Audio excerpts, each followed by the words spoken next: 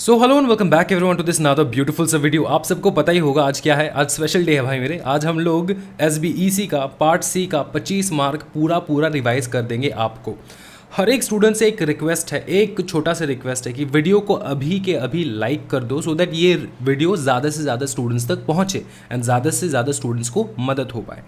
इस revision lecture के सारे नोट्स जो है वो मैं डिस्क्रिप्शन में अवेलेबल करवा दूंगा, टेलीग्राम चैनल पे अवेलेबल करवा दूंगा। वहाँ पे जाके आपको ज्वाइन कर लेना है टेलीग्राम एंड देन डाउनलोड कर लेना। हमारे वेबसाइट के ऊपर भी अवेलेबल हो जाएगा ये नोट्स आज के, ठीक है। वीडियो अपलोड होने के 10, 15, 20 मिनट बाद ही वो नोट्स अवेलेबल हो जाएंगे, तो आपको थोड़ी देर बाद आके फिर से एक बार चेकआउट कर लेना होगा, ठीक है। अभी वीडियो को बहुत अच्छे से समझना है, देखना है एंड महसूस करना है एंड अपने अंदर समा लेना है जो भी इन्फॉर्मेशन मैं आपको सेंड करूंगा। मैं फिर से बता दूं, ये वीडियो जो है ये डिटेल्ड नहीं है। डिटेल्ड वीडियो क्या होता है मैं आपको समझाता हूं कि जो इन्फॉर्मेशन एग्जामिनेशन सेंट्रिक नहीं है वो भी हम लोग पढ़ने लग जाते हैं, राइट। बट इस वीडियो में हम लोग एग्जामिनेशन सेंट्रिक होकर पढ़ेंगे। जो चीज़ काम का है वो हम लोग करेंगे, जो चीज़ काम का नहीं है वो हम लोग ऊपर से चले जाएंगे। समझ में आ रहा है। लेकिन ट्रस्ट मी, अगर आपने ये वीडियो अच्छे से एंड तक देख लिया है तो आपको कोई प्रॉब्लम नहीं होने वाला। एट दी एंड आपको रियलाइज़ होगा अब जब एग्जामिनेशन दे के आओगे कि सर ये तो बवाल था और इसी वीडियो की वजह से हमने को 25 मार्क जो है वो मिल चुका है। हर साल एग्जामिनेशन में किस प्रकार से क्वेश्चंस पूछे जाते हैं ना, इस बार किस प्रकार से क्वेश्चन आ सकता है वो भी हम लोग डिस्कस कर लेंगे इस वीडियो में। सबसे पहले हम लोग रिवाइज करेंगे। सबसे पहला चैप्टर जो आता है यहाँ पे वो है अपना डोरमेट कंपनी। क्या बताइए ना, डोरमेट कंपनी। ये रिवीजन नोट्स होंगे, ठीक है। डोरमेट कंपनी, अच्छा डोरमेट कंपनी हम लोग पढ़ने वाले। डोरमेट कंपनी पढ़ने से पहले मेरे को ये बता दो भाई मेरे कि ये डोरमेट कंपनी है क्या चीज़। डोरमेट कंपनी है क्या चीज़ मैं अगर स्पेसिफिकली आपको बताऊं, मतलब छोटे शॉर्टकट में आपको बताऊं, समझाऊं कि डोरमेट कंपनी क्या है। डोरमेट कंपनी एक प्रकार का कंपनी होता है जिसका स्टेटस, मतलब नॉर्मल हर कोई कंपनी जो है एक डोरमेट कंपनी बन सकता है, प्रोवाइडेड कुछ सेटिस्फैक्शंस करने होंगे, कुछ जो रिक्वायरमेंट्स है उसको सेटिस्फाई करना होगा, तब जाके आप डोरमेट कंपनी के लिए या तो आप अप्लाई कर पाओगे या तो ऊपर वाले इंसान जो कि NCLT वगैरह है वो आके आपको कर देंगे डोरमेट कंपनी। और डोरमेट कंपनी हम लोग अप्लाई क्यों करते हैं वो भी मैं आपको समझाऊंगा। डोरमेट कंपनी का फ़ायदा क्या है वो भी मैं आपको समझाऊंगा। डोरमेट कंपनी के एडवांटेजेस, डिसएडवांटेजेस, प्रोसेस सब कुछ मैं समझाऊंगा। बेसिकली ये समझ लो, डोरमेट कंपनी एक ऐसा कंपनी है जिस कंपनी में कोई भी किसी भी प्रकार का काम नहीं होता है। वहाँ पे कोई काम नहीं होता है, कोई काम नहीं होता है डोरमेट कंपनी में। ऐसे ही एवे परा रहता है डोरमेट कंपनी। समझ में आ रहा है। उस प्रकार की कंपनीज को कहा जाता है डोरमेट कंपनी। वहाँ पे जाके ना तो आपको कोई भी किसी प्रकार का काम करना होगा ना कुछ, ठीक है। तो ये सारे चीज़ और भी बहुत सारी चीज़ें हैं जो हम लोग देखेंगे। सिर्फ इतना समझ लो कि डोरमेट कंपनी का मतलब एक ऐसा कंपनी है जिसमें कोई काम दाम नहीं होता है। एवे हम लोग इसको कंपनी बना के रख दिए फॉर फ्यूचर प्रोजेक्ट, क्योंकि फ्यूचर में अपने को काम करना है इस कंपनी को लेकर। पकड़ लो यार, जियो जो है, जब जियो जब आया था, पकड़ लो यार, जियो जब आया था, जियो तो हाल फिलहाल का चीज़ है, ज़्यादा साल नहीं हुआ है। अब एक चीज़ बताओ, जियो आने के बाद, ठीक है ना, सबका लाइफ चेंज हो चुका है, राइट। बहुत ज़्यादा डेटास मिलने लग गए हमको। ये जियो क्या सडनली प्लान आउट हुआ या फिर इसका प्लानिंग बहुत पहले से था? भैया 2004, 2003 से इसका प्लानिंग शुरू हो चुका था जियो का। अब अगर प्लान करेंगे हम लोग, अगर जियो का बिजनेस करेंगे तो इसके लिए हमको प्रॉपर्टी चाहिए होगा जहाँ पे हम लोग ऑफिस खोलेंगे, यहाँ पे लोगों को बिठाएंगे, हमको उनको सर्विस देंगे, राइट, जो कि जियो का काम संभालेगा, राइट। तो इन सारे ऑफिस को, ये कंपनी तो पहले ही बन चुका था लेकिन इसका सर्विस नहीं था, तब कोई सर्विसिंग मतलब सर्विस नहीं दे रहा था, ऑपरेटेबल नहीं था, वो ऑपरेट नहीं कर रहा था। तो ये कंपनी तो लगभग 2002-2003 में ही फॉर्मेशन उसका चालू हो चुका था, राइट। तो अगर मेरे को पकड़ लो 10 साल बाद एक कंपनी खोलना है, उसके लिए अभी से रिसर्च शुरू करना होगा ना, तो उस कंपनी के लिए मेरे को लैंड, बिल्डिंग्स, ये सब चाहिए होगा ना, तो वो पहले से आप होल्ड करके रख लो, कंपनी के नाम पे करके रख लो और उसको घोषित कर दो डोरमेट कंपनी। क्योंकि 5 साल तक, एक बार डोरमेट कंपनी आपने घोषित कर दिया, 5 साल तक इसमें कोई काम करो ना करो कोई प्रॉब्लम नहीं है। रिसर्च वगैरह छोटा मोटा काम करते रहो। आपने इस बिल्डिंग को, इस लैंड को क्यों अक्वायर किया है भैया? कंपनी के लिए, क्योंकि ये कंपनी जो हम फ्यूचर में ऑपरेट करने वाले हैं as a normal active company, अभी इसको डोरमेट के जैसे रखने वाले हैं हम लोग। इसी मोटिव से हर एक बिजनेसमैन एक कंपनी को जो है डोरमेट घोषित कर देता है। एंड और भी रीजंस है, और भी ऐसे रीजंस है कि अगर यार आपका कंपनी पकड़ लो एक्टिव ही कंपनी था, नॉर्मल कंपनी था, लेकिन उसमें कोई काम वगैरह कुछ नहीं होता था, तो एट दैट मोमेंट क्या होता था कि एनसीएलटी वगैरह जो है वो आके बोल देता था कि भैया एक काम करो, तुमको ठीक है, हम तुमको बना दे रहे हैं डोमेट, ठीक है, मतलब बेसिकली आरओसी आके बोलता है, रजिस्ट्रार ऑफ कंपनीज, समझ में आ रहा है कौन है आरओसी? रजिस्ट्रार ऑफ कंपनीज, वो आके कहता है कि भैया आप बंद हो जाओ। कभी कभार ऐसा भी लगता होगा आपको कि यार बिजनेस नहीं चल रहा है, मेरे को बंद कर देना चाहिए, तो बिजनेस नहीं चल रहा है, मैं ऑपरेट ही नहीं कर पा रहा हूँ, कोई ऑपरेशन ही नहीं हो रहा है इसमें, तो डोमेट घोषित कर देते हैं। तो इस प्रकार से कंपनी को डोमेट भी घोषित किया जा सकता है। इसके बहुत सारे एडवांटेजेस डिसएडवांटेजेस है, सब कुछ मैं आप लोगों को बताऊंगा। सबसे पहले ये समझ लो कि what is Dummit company bro, देखो अच्छे से समझना है, ठीक है। Means Dummit means a company which is an inactive company, जो कि एक्टिव नहीं है भाई मेरे, जो कि एक्टिव नहीं है in the records of the registrar of companies, मतलब आरओसी, आरओसी के रजिस्ट्रार में लिखा है कि भैया ये एक कंपनी है जो कि इनएक्टिव कंपनी है। क्या आप नॉर्मली ऐसे ही डोमेट कंपनी कहलाओगे, या फिर आपके नाम पर ठप्पा लगना होगा डोमेट कंपनी का? ठप्पा लगना होगा, कौन लगाएगा ठप्पा? आरओसी लगाएगा। तो आरओसी के रिकॉर्ड में तो होना होगा ना कि भैया आपका company as a inactive company है, it's a dormant company, right. And which is not carrying out any business activity, वो कोई भी बिजनेस एक्टिविटी कैरी नहीं कर रहा है, कोई बिजनेस नहीं हो रहा है वहाँ पे। And has applied to the registrar of companies to change its status in the registrar of companies maintain by the registrar of companies from active to dormant company. मतलब सिंपल बात है कि आपका कोई बिजनेस एक्टिविटी नहीं हो रहा है और आपने अप्लाई किया है, आपने अप्लाई किया है रजिस्ट्रार को, रजिस्ट्रार मतलब आरओसी को आपने अप्लाई किया है कि भाई मेरा कोई बिजनेस नहीं हो रहा है, मेरे इस एक्टिव कंपनी को मैं इनएक्टिव बन चुका है, इसको आप घोषित कर दो डोमेट कंपनी। तो इस बात का बहुत आपको ज़रूरी याद रखना होगा कि भैया एक एक्टिव कंपनी को इनएक्टिव होना होगा, तब ना जाके वो डोमेट बनेगा। समझ में आ रहा है ना? अब ये इनएक्टिव कंपनी है क्या, वो भी मैं समझाऊंगा आपको। देखो इनएक्टिव कंपनी का मतलब क्या होता है, देखो इनएक्टिव कंपनी का मतलब ये होता है कि कोई भी ऐसा कंपनी जो कि, तो इनएक्टिव कंपनी मतलब क्या, कोई भी company who is not carrying on any business और ऑपरेशन, कोई भी कंपनी जो बिजनेस और ऑपरेशन कैरी नहीं कर रहा हो, कोई भी कंपनी जो बिजनेस और ऑपरेशन कैरी नहीं कर रहा हो, मतलब उसमें कोई काम धाम नहीं हो रहा है भाई मेरे, कंपनी में कोई काम धाम नहीं हो रहा है। Has not made any significant accounting transaction, अब ये बात है भाई मेरे, सिग्निफिकेंट अकाउंटिंग ट्रांजैक्शन नहीं हुआ हो।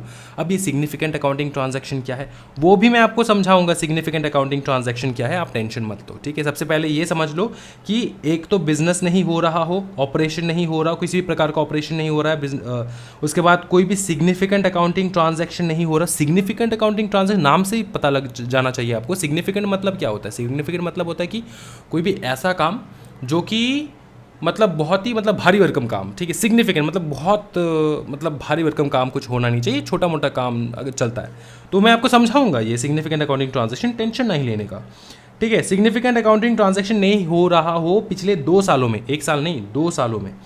Has not filed financial statement, आपने फिनेंशियल स्टेटमेंट एंड रिटर्न्स भी नहीं फाइल किया हो पिछले 2 सालों में, तो आप बन जाओगे इनएक्टिव कंपनी। ये 3 अगर आपने सेटिस्फाई कर लिया तो आप बन जाओगे, हाँ जी हाँ जी हाँ जी, आप बन जाओगे क्या बताइए, इनएक्टिव कंपनी। अच्छा एक चीज़ याद रखना, यहाँ पर हमेशा याद रखना, यहाँ पर और होगा, ठीक है, और, ठीक है, यहाँ पे मैं लिख देता हूँ और, ठीक है, और मतलब ये सेटिस्फाई कर लिए तब भी इनएक्टिव, ये कर लिए तब भी इनएक्टिव, ये कर लिए तब भी इनएक्टिव। समझ में आ रहा है, कोई दिक्कत वाली बात नहीं है सर, बहुत ही बवाल easy.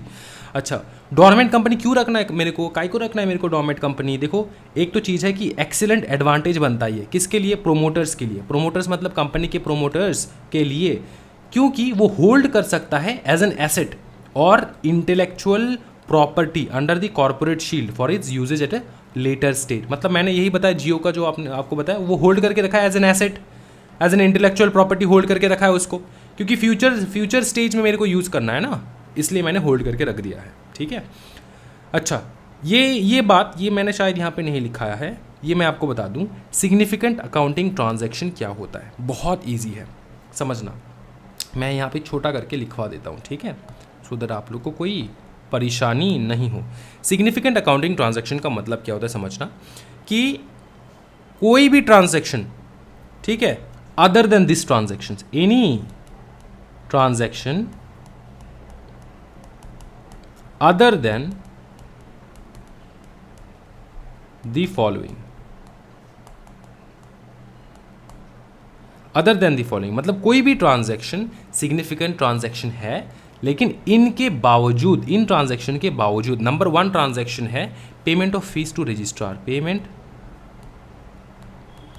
Of fees to registrar. आप कंपनी हो, आप पेमेंट करोगे फीस रजिस्ट्रार को। अब भाई मेरे डोरमेंट कंपनी भी तो कंपनी ही है, तो कंपनी अगर है तो उसमें तो कुछ चार्जेस लगेगा ही, राइट।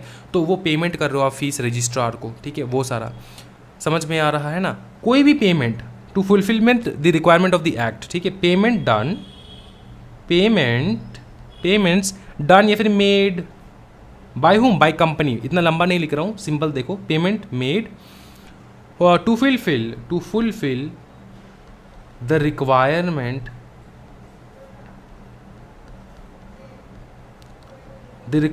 of this act, मतलब कंपनीज एक्ट में जहाँ जहाँ पे लिखा है ना कि पेमेंट कर वहाँ पे आपको पेमेंट करना होगा, ठीक है। अगर आप शेयर्स अलॉट कर रहे हो तो मैं ये बता दूं आपको भाई मेरे, डोरमेंट कंपनी का भी भैया शेयर का अलॉटमेंट होता है, वो भी लिस्ट होता है, समझ में आ रहा है ना, ऐसा नहीं कि वो नहीं होता है, ठीक है।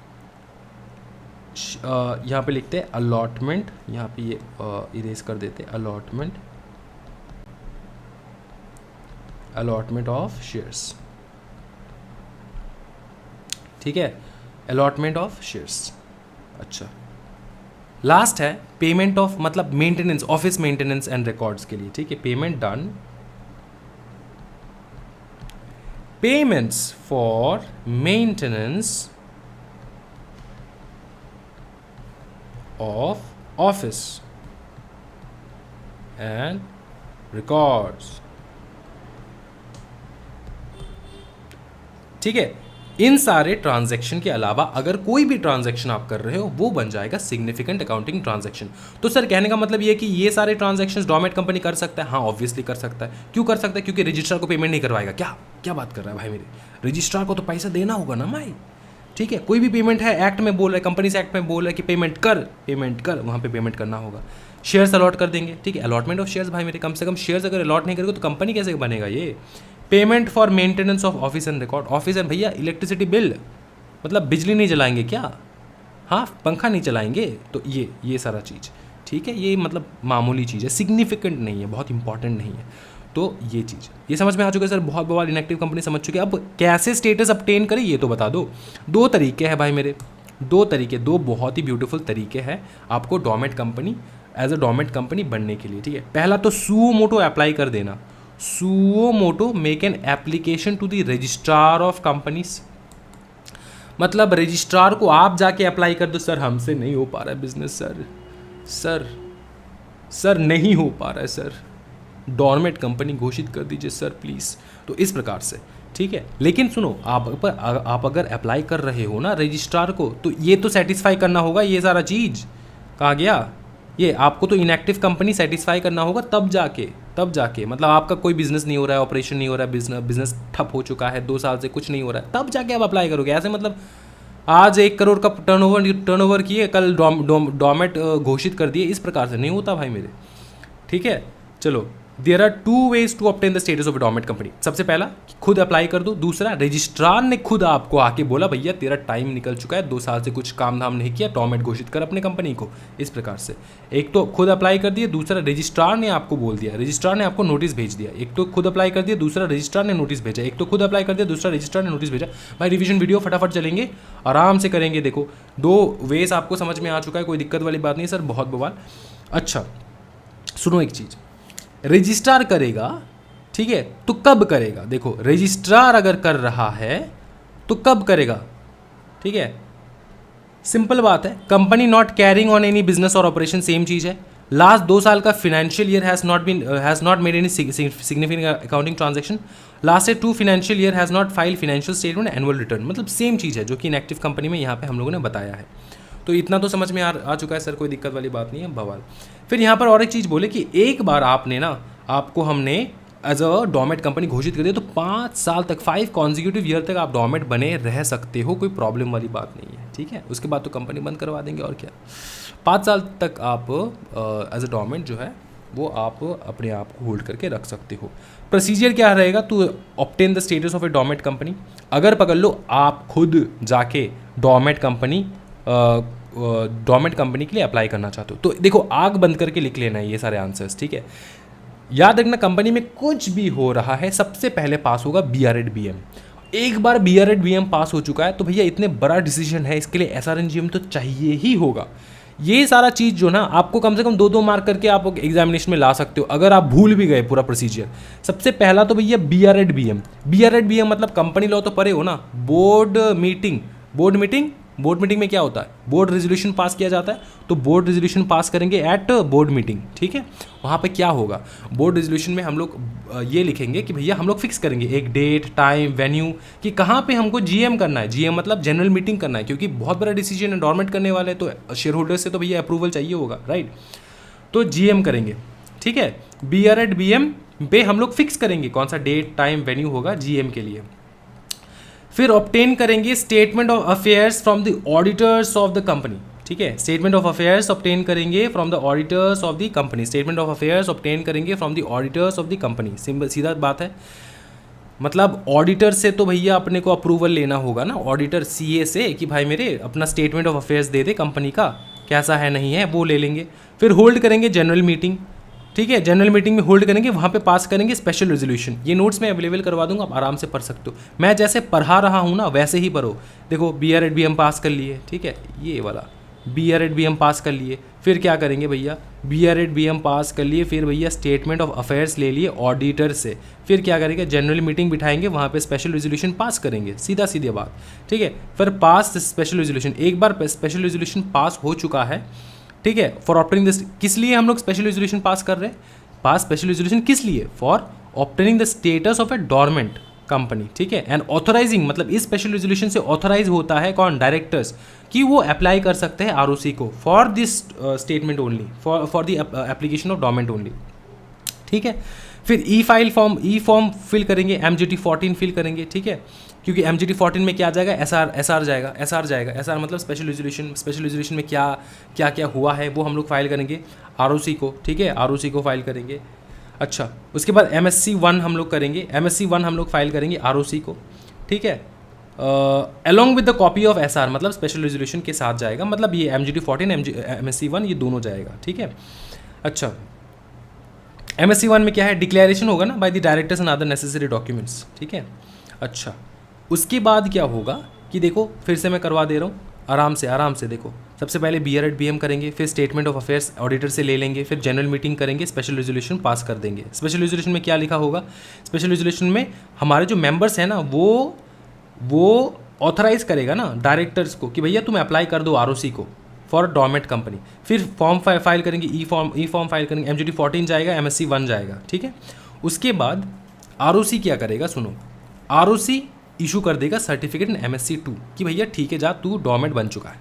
अगर ROC को सेटिस्फाई हुआ आपके सारे डॉक्यूमेंट से, तब जाके वो MSc 2 जो है वो आपको दे देगा, ठीक है। बहुत ब्यूटीफुली हो चुका है। नेक्स्ट हम लोग जाएंगे benefit and exemptions provided to dormant company की, मतलब क्या बेनिफिट्स है डोरमेट कंपनी का, एंड एग्जाम्पशंस क्या क्या है। बहुत बेनिफिट्स है, देखो सिंपल बात, साल में सिर्फ 2 बोर्ड मीटिंग करो, दैट इज इनफ। गैप रख दो 90 डेज़ का, सिर्फ 90 डेज़ का गैप रख दो एंड 2 मीटिंग कर दो। देखो नॉर्मल कंपनीज को 4 मीटिंग करना होता है, राइट, आपको सिर्फ 2 मीटिंग करना होगा, और क्या, बीच में 2 गैप रख देना है, एक गैप रख देना है, 90 डेज़ का गैप, है ना। फिर देखो आपको कैश फ्लो स्टेटमेंट बनाने का कोई ज़रूरत ही नहीं होता, कैश फ्लो स्टेटमेंट ही बनाने का कोई ज़रूरत नहीं होता, नॉट रिक्वायर्ड, ठीक है। फिर देखो रोटेशन ऑफ ऑडिटर्स आप पे अप्लाई नहीं होगा, डोरमेट कंपनी पे अप्लाई नहीं होगा। फिर लोअर स्टैट्यूटरी कंप्लायंस लगेगा, कंप्लायंस कॉस्ट मतलब जो कंप्लायंसेस आपके ऊपर होगा ना वो बहुत मिनिमम लगेगा। क्यों, पैसा खर्चा क्यों मिनिमम होगा सर, क्योंकि कंप्लायंस मतलब समझ में आ रहा है ना कि रूल्स रेगुलेशन, उसका जो खर्चा है मेंटेन करने का एज अ कंपनी, तो उसका खर्चा आपको बहुत कम जाएगा। क्योंकि भैया कंपनी में कुछ हो नहीं रहा है ना, कंपनी तो ऐसे हम लोग इंटेलेक्चुअल प्रॉपर्टी या फिर एसेट के तरीके से हमने होल्ड करके रखा है, फ्यूचर में कुछ करेंगे बोल के, है ना। एडवांटेज है भाई मेरे प्रोमोटर्स को, क्योंकि वो एज एन इंटेलेक्चुअल प्रॉपर्टी और एन एसेट होल्ड करके रख सकता है। अच्छा, स्टेटस आप इंजॉय कर सकते हो डोरमेट का for a period of 5 consecutive year. मैं फिर से बता दूं, ये सारे पॉइंट जो मैं करवा रहा हूं इसी से आएगा एग्जामिनेशन में, लिख के ले लो मेरा, और कहीं से नहीं आएगा, ठीक है। ये इतना अगर आप पढ़ रहे हो ना तो भैया यहाँ से अगर आपका 6 मार्क भी आ रहा है, 6-7 मार्क, 8 मार्क भी आ रहा है, 25 मार्क्स है ना, एक चैप्टर में से पकड़ लो 10 मार्क ही आ रहा है, तो पूरा पूरा आपका 10 होगा। अब इतना अगर लिख के आ रहे हो तो फिर देखो compliance requirement by dormant company, मतलब क्या क्या कंप्लायंस रिक्वायरमेंट है डोमेट कंपनी की, वो सिंपल सा बात है भाई मेरे। देखो मैंने ये इरेज कर दिया, ये मैं इरेज नहीं कर रहा हूँ, आप सो दैट आपको याद रहे। मैं इरेज कर सकता हूँ लेकिन पूरा पढ़ने के वजह मतलब अलावा आप ये कर सकते हो, पूरा पढ़ने के पूरा ना पढ़ के आप ये सारे पॉइंट जो है ये याद रख सकते हो, जिससे आपको एग्जामिनेशन में पक्का पक्का मार्क्स मिलेगा। एग्जामिनर जो की पॉइंट्स ढूंढता है ना, वो यही की पॉइंट्स है। समझ में आ रहा है? अच्छा, compliance requirement by dormant company, क्या क्या कंप्लायंस रिक्वायरमेंट होना पड़ता है डोमेट कंपनी की? सिंपल बात है, देखो मिनिमम नंबर ऑफ डायरेक्टर्स कितना चाहिए होगा एक डोमेट कंपनी में। पब्लिक कंपनी है तो 3 डायरेक्टर, प्राइवेट तो 2 एंड 1% कंपनी तो 1। सिंपल सा चीज़, आपको जो है एनुअली रिटर्न फाइल करना होगा MSc 3 में, ठीक है। आपको MSc ये कंप्लायंस है तो इसमें कोई एक्सप्लेनेशन नहीं है, जो आपको करना है वो करना है। आप पैसा कमाते हो तो इनकम टैक्स भरना है। सर क्यों भरे इनकम टैक्स? ऐसा पूछोगे क्या सर आप, क्यों भरे इनकम टैक्स? ओ बच्चा मेरे सुनना, पैसा कमा रहे हो ना, भरना तो पड़ेगा, क्यों मत पूछो यार। अच्छा, फाइल रिटर्न करेगा, रिटर्न फाइल करेगा MSc 3 में। No cash flow statement, cash flow statement का ज़रूरत नहीं होता। 1 मीटिंग चाहिए होगा, 90 डेज़ का गैप चाहिए होगा। ये रिक्वायरमेंट में यही बताया है कि भैया 90 डेज़ का गैप चाहिए होगा, 1 मीटिंग साल में। रोटेशन ऑफ ऑडिटर्स एप्लीकेबल नहीं है, ठीक है। Continue to file the return whenever the company allots any security to any person और there is any change in the director of the company. Director change हो रहा है या फिर सिक्योरिटी आप अलॉट कर रहे हो किसी दूसरे पर्सन को, तो तब भी आपको रिटर्न कॉन्टिन्यूसली फाइल करना होगा। इतना तो समझ में आ जाता है सर, कोई दिक्कत वाली बात नहीं है, ठीक है। ये सारा रहा कंप्लायंस। कंप्लायंस ज़्यादा टफ कुछ नहीं है। उसके बाद procedure to obtain the status of an active company from dormant company, मतलब आपको, ये लास्ट टॉपिक है, आपको एक्टिव कंपनी बनना है डोमेट कंपनी से। मतलब आपको डोमेट कंपनी घोषित कर दिया गया है, अब आपको बनना है एक्टिव कंपनी। तो कैसे बनेंगे सर, मैं बताता हूँ आपको। सिंपल सा प्रोसीजर है, अप्लाई कर दोगे कौन से फॉर्म में? MSc 4 में, ठीक है। With fees accompanied by return in MSc 3। अच्छा, MSc 3 क्या है सर? MSc 3 क्या है सर? मैंने यहीं पे आपको पढ़ाया है, दिखाता हूँ मैं। ओ बाबू, ओ बाबू जी, अरे ओ बाबू जी, कहाँ गया ये? फाइल रिटर्न MSc 3, तो रिटर्न भी आपको यहाँ पे अटैच करके देना होगा। अप्लाई करोगे MSc 4 में अप्लाई करोगे। ये MSc वगैरह भाई याद रखना, MSc 1 में आप क्या करते हो? अप्लाई करते हो, है ना। MSc 1 में हम लोग क्या करते हैं सर? MSc 1 में हम लोग file from MSc 1 ROC along with copy of SR file करते हैं कि भैया मेरे को चाहिए डोमेट। सर्टिफिकेट मिल जाता है MSc 2 में। MSc 3 में हमको रिटर्न फाइल करना होता है। MSc 3 में अपने को रिटर्न फाइल करना होता है। एंड MSc 4 में हम लोग अप्लाई कर रहे हैं कि भैया मेरे को एक्टिव बनना है डोमेट से, मेरे को एक्टिव बनना है, मेरे को काम करना है अभी, ठीक है। तो आप MSc 4 में अप्लाई कर दोगे, MSc 3 साथ में दे देना है, ठीक है आपको। फिर देखो द रजिस्ट्रार आफ्टर कंसिडरिंग, जब रजिस्टर कंसिडर करेगा फिर आपको सर्टिफिकेट दे देगा एक्टिव कंपनी का इन MSc 5। ये तो समझ में आ चुका है सर, कोई दिक्कत वाली बात नहीं, बहुत बवाल, ठीक है।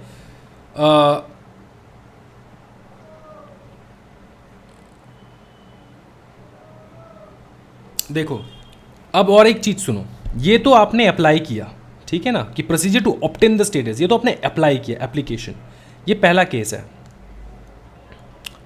ये पहला केस है। दूसरा केस है अगर रजिस्ट्रार ने जोर जबरदस्ती करके आपको इनएक्टिव से एक्टिव बना दिया, तो मतलब आपको डोरमेट से एक्टिव कंपनी बना दिया, तो क्यों बनाएगा? आप डोमेट कंपनी हो, आप नहीं बनना चाहते एक्टिव कंपनी, लेकिन रजिस्ट्रार ने जोर जबरदस्ती किया आपके साथ, बोले कि भैया तेरे को मैं बना दूंगा एक्टिव कंपनी। क्यों सर, क्यों बनाना है मेरे को एक्टिव कंपनी? क्यों? मैं आपको समझाता हूँ, सिंपल सा चीज़ है। अगर देखो डोमेट कंपनी ने, अगर डोमेट कंपनी डज, आपने कुछ काम किया या फिर आपको जो करना था वो नहीं किया, और ओमिट्स का मतलब क्या है? जो मतलब मिस हो गया ना आपसे, ओमिट हो गया, तो या तो आपने कुछ कार्य किया जो कि नहीं करना था, या फिर आपने वो कार्य नहीं किया जो कि आपको करना था।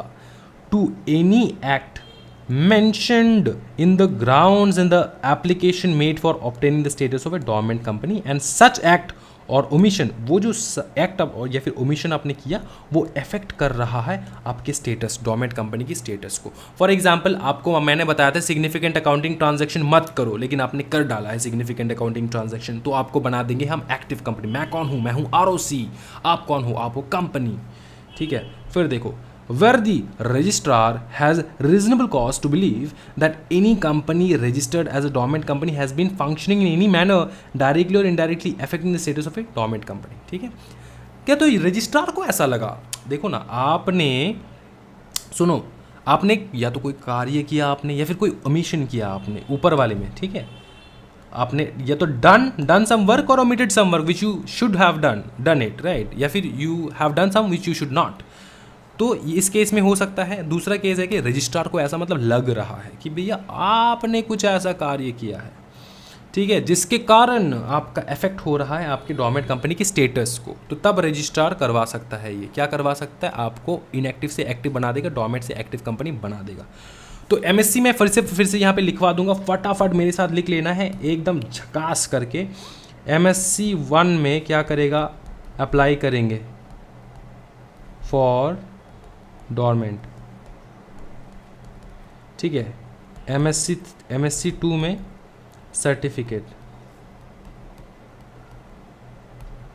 ऑफ डोरमेंट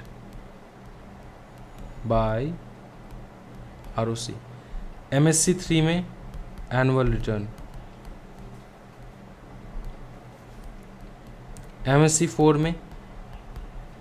4 में आपको करना होगा, अरे सिंपल चीज़ है भाई मेरे, अब आप देखो डोरमेंट हो, अब डोरमेंट से आपको एक्टिव बनना है।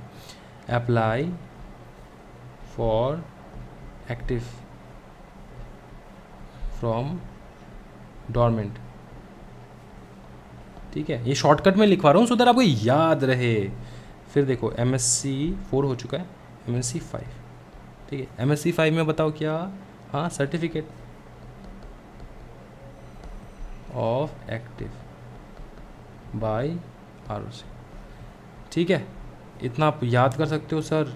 ओहो सर, क्या बात कर रहे हो सर? हम याद मतलब क्या है सर? हम लोग पूरा दिल में छपा लेंगे सर। अच्छा, इतना आपको याद रख सकते हो, कोई प्रॉब्लम वाली बात नहीं है। ठीक है, हाँ जी, कूल ना ब्रो।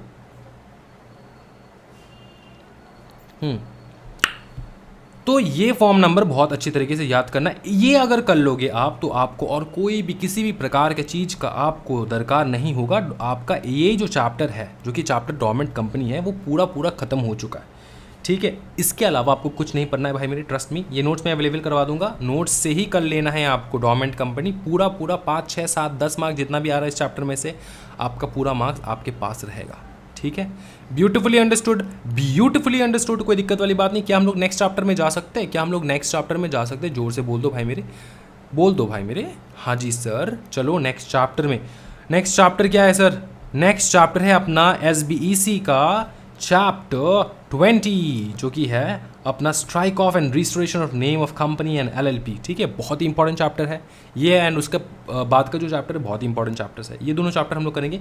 इसका नोट्स मैंने ऑलरेडी प्रोवाइड कर रखा है वेबसाइट के ऊपर, तो ये एक्चुअली चार्जेस लगता है इस नोट्स को डाउनलोड करने में, लेकिन इस बार फ्रीली मैं अवेलेबल करवा रहा हूँ आप लोगों को। तो ये नोट्स आपको यहीं से कर लेना है, मैं करवाऊँगा, यहीं से करवाऊँगा, आपको टेंशन मत लो। ठीक है, यहीं से करवाऊँगा। ये चैप्टर पूरा हम लोग करेंगे। सिर्फ देख लो कि नोट्स कहाँ से कहाँ तक है, यहाँ से यहाँ तक है। ठीक है, इतना अपने को करना होगा। इसके बाद का जो है ना, इसका बाद का जो भैया जो नोट्स मैंने बनाया है, हैंड रिटन नोट्स, क्या ही बताएं, मतलब आप ना मेरे को चुम्मा दोगे, सच्ची में बता रहा हूँ मैं। ठीक है, ये बन जाएगा आपका इंसॉल्वेंसी बैंकरप्सी कोड का पूरा नोट्स। ठीक है, ये नोट्स आपने कर लिए ना, तो ट्रस्ट मी गाइस, इसी नोट से आपका एग्जामिनेशन में पूरा हो जाएगा। सर क्या बात करो, इतना बड़ा चैप्टर यही नोट्स? हाँ, इतना बड़ा चैप्टर यही नोट्स आपको करना है। उसके अलावा छोटे कुछ टॉपिक्स है, वो मटेरियल से मैं करवा दूंगा, छोटे जैसे कि मोराटोरियम पीरियड, वाटरफॉल अरेंजमेंट, ये सारे। ठीक है, अब हम लोग चलेंगे सीधा हम लोग चलेंगे एक ब्यूटीफुल सा टॉपिक में, जिस टॉपिक का नाम है, हाँ जी, lesson 20, strike off and restoration of the name of company and LLPs। मतलब स्ट्राइक ऑफ कर देना या फिर रिस्टोर करना कंपनी के नाम को, ठीक है, या फिर एलएलपी के नाम को। कंपनी आपने सीख लिया, एलएलपी अगर आप नहीं सीख रहे हो तब भी चल जाएगा, क्योंकि सेम टू सेम है, कंपनी जैसा ही, सिर्फ फॉर्म नंबर इसका थोड़ा बहुत डिफरेंट है। ठीक है, तो चलते कंटिन्यू करते हैं आज इस video. Okay, so let's start with this lesson 20, striking off and restoration of the name of the company and LLP. Now, let me tell you this. What do you mean by striking off? When we say striking off, what do we mean about that? Striking off the name of the company. Like strike off from where? Simple thing. Very, very simple thing. There is a book called Register of Companies. And this book, Register of Companies. Okay, this is not Registrar of Companies. This is Register. Register means the list of companies. Okay. And this book is available with ROC, the Registrar of Companies. Now, Registrar of Companies means the person who registers the name in a register. Got it? That is very simple, right? A person who registers the name in a register. Now, this register is available with ROC, that is the Registrar of Companies. Now, your name is written here. Your company's name is written here. For example, Sam Limited. Now, ROC has the power. ROC has the power to either strike off the name of your company from the register. Now, what will happen if your name is striked off? If your name is striked off, what will happen? Finish.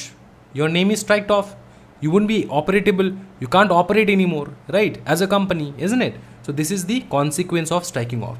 Now, there are two ways of striking off. One, you either apply yourself, or the other is ROC strikes off the name of the company from the register by suo motu, by his own wish. Now, why does ROC does that, or why do you will do that? Why will you want to strike off your own name from the register of companies? Why will ROC want to strike off your company's name from the register of companies? Sir बहुत English हो चुका है, अब हिंदी में चलो। ठीक है, सुनो, हिंदी में थोड़ा ज़्यादा समझ में आता है आप लोगों को, right? So I will be doing that exactly. देखो, बहुत ईजी बात है भाई मेरे। क्यों करना क्यों है? देखो, सिंपल सा चीज़ है, मैं आपको समझाता हूँ। ठीक है, अगर ना आपने यार कंपनी खोला है, ठीक है, कंपनी खोला है आपने कंपनी खोला है, आपने बोला कि मेरे को ये स्टील का बिज़नेस करना है, लेकिन आप कर ही नहीं रहे हो बिज़नेस। आपने कंपनी खोलने के बाद आपने बिज़नेस किया ही नहीं है, 1 साल हो गया बिज़नेस नहीं किया आपने। आपका कंपनी खुल चुका है, लेकिन आपने 1 साल हो चुका है, आपने कोई बिज़नेस ही नहीं किया है। हाँ जी, बिज़नेस नहीं किया है आपने, कोई भी बिज़नेस ऑपरेशन ही नहीं हुआ है। 2 प्रीसीडिंग ईयर में तो आपने कोई बिज़नेस ऑपरेशन किया ही नहीं, और या तो आपने कंपनी जिस दिन खुला उसके 1 साल के अंदर अंदर बिज़नेस स्टार्ट ही नहीं किया। तो भैया बकवास कर रहे हो क्या यहाँ पे? ऐसे ही इतना सारे अभी रजिस्टर ROC को संभालना पड़ रहा है यार, और ऊपर से आपका नाम लिख के हटाओ नाम, जो कंपनी काम नहीं कर रहा है हटाओ उसका नाम। समझे? ये सिंपल सा फंडा आप समझ लो, ठीक है? कोई दिक्कत वाली बात नहीं है, समझ में आ चुका है? डोरमेंट कंपनी और ये स्ट्राइकिंग ऑफ अलग अलग चीज़ें हैं, समझे ना? इसका रिक्वायरमेंट भी मैं आपको बताऊंगा, टेंशन मत लो। एक्चुअली ये जो नोट्स है ना, ये बहुत मटेरियल सेंट्रिक नोट्स है। मटेरियल सेंट्रिक मतलब मटेरियल में जैसा है उसी लैंग्वेज में लिखा है, कुछ इजी वर्ड्स में मैंने यहाँ पे नहीं लिखा है, बट एक्चुअली में आपको यही लिखना है एग्जामिनेशन में, ठीक है? एक्चुअली आपको यही लिखना है एग्जामिनेशन में, तो इसलिए ये मैं वेबसाइट पे अपलोड करके रखता हूँ, सो दैट आपने अच्छे से अगर ये पढ़ लिया ना तो भैया 10 मार्क्स आ रहा है, 15 मार्क्स आ रहा है, जितना भी मार्क्स आ रहा है आप स्कोर कर ले पाओगे इससे। ठीक है, समझ में आ चुका है? कोई दिक्कत वाली बात नहीं है। अच्छा सुनो अच्छे से, एक चीज़ यहाँ पे लिख लो, मैं लिखवा दूंगा आपको, टेंशन मत लो। क्या लिखना है सर, क्या लिखना है? देखो, एक चीज़ है कि ऑन विच ग्राउंड्स, क्वेश्चन है, देखो, on which grounds ROC can strike off the name of the company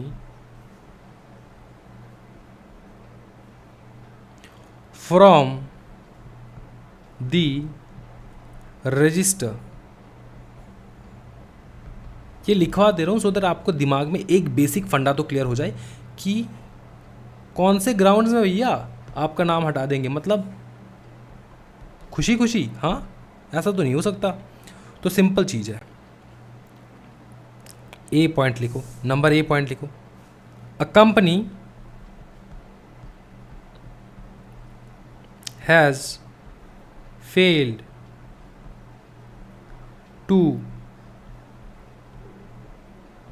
commence its business within 1 year of its incorporation.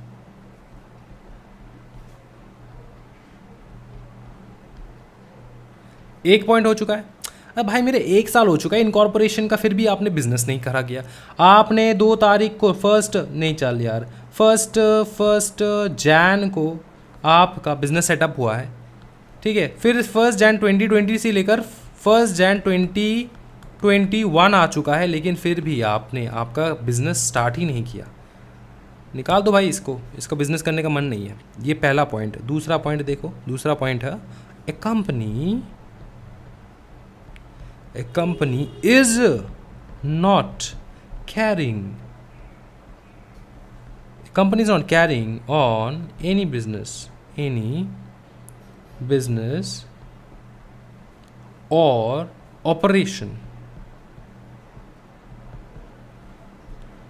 for a period of 2 immediately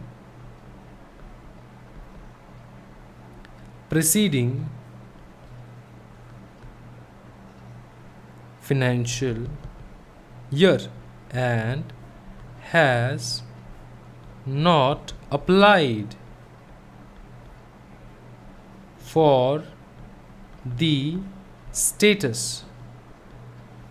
of dormant company.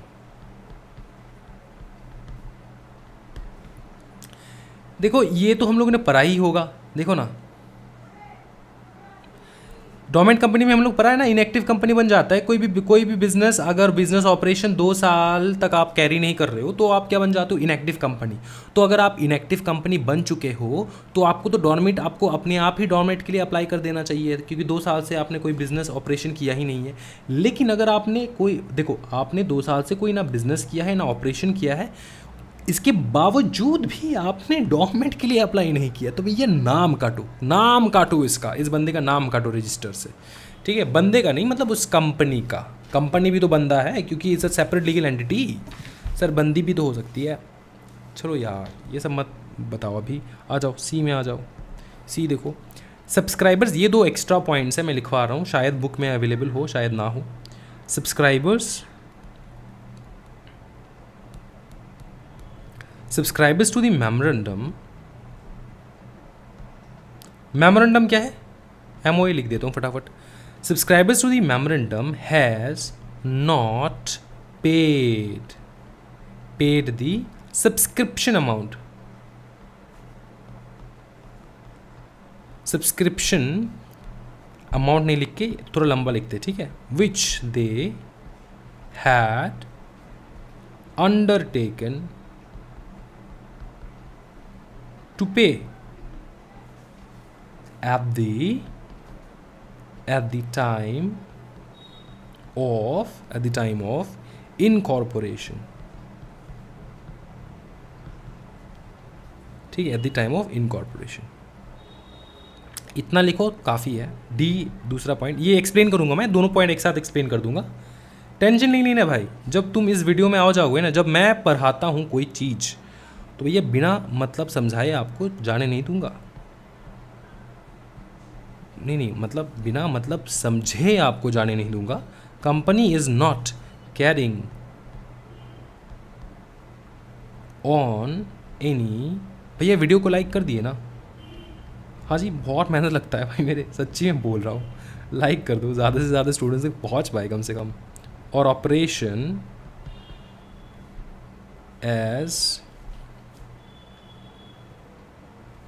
as revealed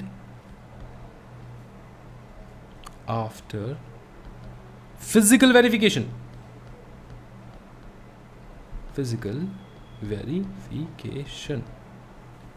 carried out। यहाँ पे section भी लिख सकते हैं, मैं लिखवा देता हूँ, कैरिड और अंडर सेक्शन 12A, ठीक है। मैं समझाता हूँ, पहला वाला समझाता हूँ, यहाँ वाला, ये सब्सक्राइबर्स वाला। देखो, जब कंपनी नया नया फॉर्म होता है ना, तब आपको कुछ कुछ सब्सक्राइबर्स तो चाहिए होता है जो कि पैसा लगाता है कंपनी में, है ना। तो वो जो सब्सक्राइबर्स थे ना, इनकॉर्पोरेशन के दौरान जो सब्सक्राइबर्स आए थे पहले पहले, जिन्होंने एमओए को सब्सक्राइब किया था, उन्होंने पैसा नहीं दिया। अंडरटेकिंग टू पे मतलब उन्होंने प्रॉमिस किया था मैं पे करूँगा इतना इतना पैसा, ठीक है, लेकिन उन्होंने पे नहीं किया, ठीक है। सब्सक्राइबर्स ने पे करने के लिए बोला था, लेकिन सब्सक्राइबर्स ने पे किया ही नहीं वो पैसा, तब स्ट्राइक ऑफ हो सकता है। चौथा पॉइंट ये था कि देखो, company is not carrying on any business और operation as revealed after physical verification. मतलब सुनो, कंपनी बोल रहा है सर मेरा ये काम हो रहा है, मैं ये कर रहा हूँ, ये कर रहा हूँ, वो कर रहा हूँ, ये कर रहा हूँ, वो कर रहा हूँ, बहुत कुछ कर रहा हूँ सर काम, लेकिन जब फिजिकल वेरिफिकेशन करने के लिए पहुँचे, कौन पहुँचा सर? ROC वाले, रजिस्ट्रार ऑफ कंपनीज वाले। देखे भैया यहाँ पे तो भैया मतलब कुछ हो ही नहीं रहा है, कुछ काम हो ही नहीं रहा है, मतलब बकवास ही बोले जा रहे हैं फिजिकल वेरिफिकेशन के बाद, तो तब आपका नाम हटा दिया जा सकता है। तो ये 4 पॉइंट दिल और दिमाग में बिठा लो चैप्टर स्टार्ट करने से पहले कि क्यों, अरे भाई स्ट्राइक ऑफ पढ़ रहे हैं ना, तो क्यों करना है स्ट्राइक ऑफ, ये सारे रीजंस के वजह से। तो ये 4 रीजंस आप पढ़ लो, बहुत बढ़िया हो जाएगा। अब फटाफट चैप्टर कंप्लीट कर देंगे हम लोग, बाकी कुछ नहीं है इस चैप्टर में, मेरा दिल का मानो कुछ नहीं है एक्सप्लेन करने लायक। सब जो है रेगुलेटरी वर्क्स है, जो कि रेगुलेशंस है, जो कि रूल्स है, जो कि आपका डायरेक्शंस है, जो आपको फॉलो करना होगा, तो वही है चीज़, ठीक है। और PDF तो मैं अवेलेबल करवा ही दूंगा, आप आराम से कर ले पाओगे। चलो फटाफट स्टार्ट करते हैं। महा marathon, what are the ways of striking off. पहला तो भैया registrar of companies on suo motu कर सकता है, रजिस्ट्रार खुद कर सकता है, ROC खुद कर सकते हैं, या फिर आप अप्लाई कर सकते हो अपने आप ही। अच्छा, कैसे करेंगे? What are the procedure to be followed by ROC for striking off the name of the company on suo motu basis. On suo motu basis procedure क्या रहेगा? अच्छा, इसका प्रोसीजर मैं आपको समझाता हूँ। बहुत इजी प्रोसीजर यहाँ पे हम लोगों ने लिख के रखा है। इसका एक्सप्लेनेशन आपको खुद करना होगा, या फिर आप मटेरियल से देख सकते हो एक्सप्लेनेशन, या तो मैं बताऊँ तो यहीं पे मैं एक्सप्लेन कर दे रहा हूँ, समझ लो, ये लिख के आ जाओगे एग्जामिनेशन में पास, फुल मार्क मिल जाएगा। अच्छा, इस नोट्स के अलावा ना, ये जो चैप्टर का पर्टिकुलर चैप्टर का नोट्स है, इसके अलावा मेरा कुछ हैंड रिटन नोट्स भी है, मैंने बना के रखा था बहुत पहले, वो नोट्स मैं अटैच कर दूंगा इस चैप्टर के साथ। तो या तो आप ये वाले नोट्स पढ़ सकते हो, या तो वो हैंड रिटन नोट्स भी पढ़ सकते हो आप, ठीक है, इसी चैप्टर के। चलो, सबसे पहले बहुत इजी तरीके से मैंने लिख कर रखा है भाई मेरे, आपको मतलब दिक्कत वाली बात ही नहीं होगी। सबसे पहले नोटिस सर्व होगा STK 1 में, मतलब ROC नोटिस भेजेगा कंपनी को STK 1 में, कंपनी को रिप्लाई करना होगा नोटिस का विदिन 30 डेज। देखो इतना सिंपल तरीके से लिख के रखा है ना कि आपको दिक्कत नहीं होगा याद करने के लिए। सर्व ऑफ नोटिस STK 1 में नोटिस जाएगा, नोटिस को रिप्लाई करेगा 30 दिन के अंदर अंदर। कौन रिप्लाई करेगा? Company. Considering of the representation made, मतलब जो भी रिप्रेजेंटेशन आपने दिया, जो भी रिप्रेजेंटेशन आपने दिया वो कंसिडर किया जाएगा। अगर आपका रिप्रेजेंटेशन से ROC को लग रहा है कि ठीक है इसका नाम स्ट्राइक ऑफ नहीं करना चाहिए, तो नहीं करेगा। और अगर उसको लग रहा है कि नहीं इसका स्ट्राइक ऑफ करना चाहिए, तो आगे क्या होगा देखो, publication of notice in STK 5। STK 5 में नोटिस चला जाएगा। किसको नोटिस जाएगा STK 5 में, ये बता दो सर। अरे भाई सिंपल चीज़ है, STK 5 में किसको नोटिस जाता है? हाँ जी, हाँ जी, पब्लिक नोटिस। कहाँ पे जाएगा? MCA की वेबसाइट पे। इसका जो STK 5 STK 1 है ना, इसका पूरा सीरियल वाइज मैंने लिख के रखा है एक जगह पे, आपको दिखाऊंगा मैं, टेंशन मत लो, ठीक है, ज़िंदगी आसान हो जाएगा आपका। ये पब्लिक नोटिस जो जाएगा ना STK 5 में, ये याद रखना हमेशा, ये जाएगा MCA की वेबसाइट पे, ठीक है, ठीक है। उसके बाद देखो, एक है STK 5 है, एक है STK 6, ये सारे पब्लिक नोटिस के ही है। उसके बाद है STK 7, यहाँ पे सीधा STK 7 है। क्या ये लिखवा दूँ मैं यहाँ पे? STK 1 तो आपको समझ में आ चुका, 5 तो पब्लिक नोटिस जाएगा, ये जाएगा MCA की वेबसाइट पे, MCA वेबसाइट, ठीक है। उसके बाद अलावा है STK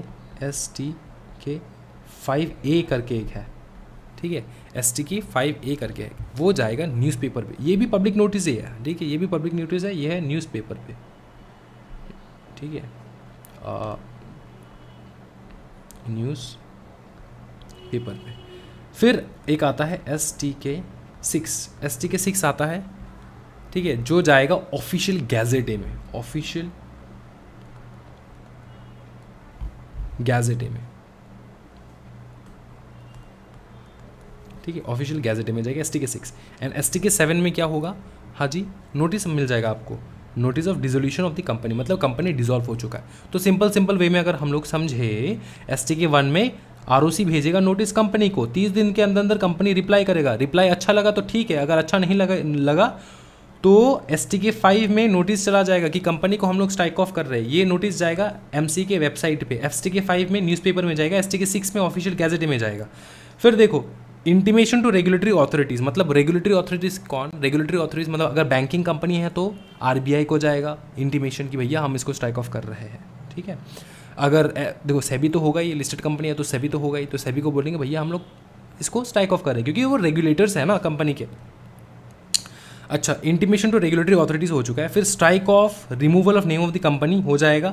फिर provision for realisation of the amount due, मतलब जैसे ही स्ट्राइक ऑफ हो जाएगा फिर कोई भी किसी प्रकार का अगर अमाउंट ड्यू है उसको हम लोग क्या करेंगे, पेमेंट कर देंगे, कंपनी के एसेट वगैरह बेच बाच के पेमेंट कर देंगे, ठीक है। फिर लास्ट में नोटिस आ जाएगा डिसोल्यूशन, कंपनी डिसॉल्व हो चुका है, कंपनी हो गया खत्म, डिसॉल्व हो चुका है। अमाउंट जो कि अमाउंट ड्यू है ना वो पे करने के बाद ही हम लोग डिसॉल्व करेंगे, ऐसा ही नहीं डिसॉल्व कर देंगे। जो भी अमाउंट क्रेडिटर्स लोग पाते होंगे उनको कैसे देंगे, हम लोग बेच बाच के, सामान बेच बाच के कंपनी क्या करेगा, क्रेडिटर्स को पैसा वैसा दे दा के फिर डिसॉल्व हो जाएगा। और डिसॉल्व जो होगा उसका नोटिस जाएगा STK 7 में, ठीक है। Easy sir, easy peasy. चलो स्टार्ट करते हैं। Explain the procedure for striking off the name of the company by way of application to ROC, मतलब हम खुद कंपनी जा रहे हैं ROC के पास, माई बाप के पास कि भैया नाम हटा दो हमारा, हम लोग मुंह काला करके आ चुके हैं, हमारा नाम हटा दो। चलो सबसे पहले क्या करेंगे, BR@BM भैया लाल दाग से हाईलाइट करके रखें हैं सो दैट आप लोग भूलो नहीं। BR@BM पास करेंगे हमेशा, ठीक है। BR@BM पास करेंगे, सेट ऑफ कर देंगे पे ऑल लाइबिलिटीज। देखो हम कंपनी है, हम अप्लाई कर रहे हैं फॉर स्ट्राइक ऑफ, तो भैया जितने भी लाइबिलिटीज़ वगैरह है वो ख़त्म करके ना अप्लाई करेंगे, या फिर हम लोग ऐसे ही मतलब दुनिया भर का लोन ले रखे हैं फिर चले जा चुके हैं स्ट्राइक ऑफ करने अपना नाम, तो ROC स्ट्राइक ऑफ करेगा? नहीं करेगा ना। ROC बोलेगा भैया सबसे पहले अपना लाइबिलिटीज़ ड्यूज़ को पे ऑफ करो, सेट ऑफ करो, उसके बाद। तो आप जा रहे हो, BR@BM पास करोगे, सेट ऑफ करोगे, लाइबिलिटीज़ को पे करोगे, ठीक है। अच्छा, डायरेक्टर्स जो होंगे ना कंपनी के, वो एक एफिडेविट साइन करेगा। Every director of the company should sign and execute indemnity bond. क्या बताओ, फटाफट बताओ। इंडेमनिटी बॉन्ड STK 3 में इंडेमनिटी बॉन्ड होगा एंड एफिडेविट होगा STK 4 में। तो ये दो जाएगा, STK 3, STK 4। तो अब तक तो पूरा कंप्लीट हो ही चुका है।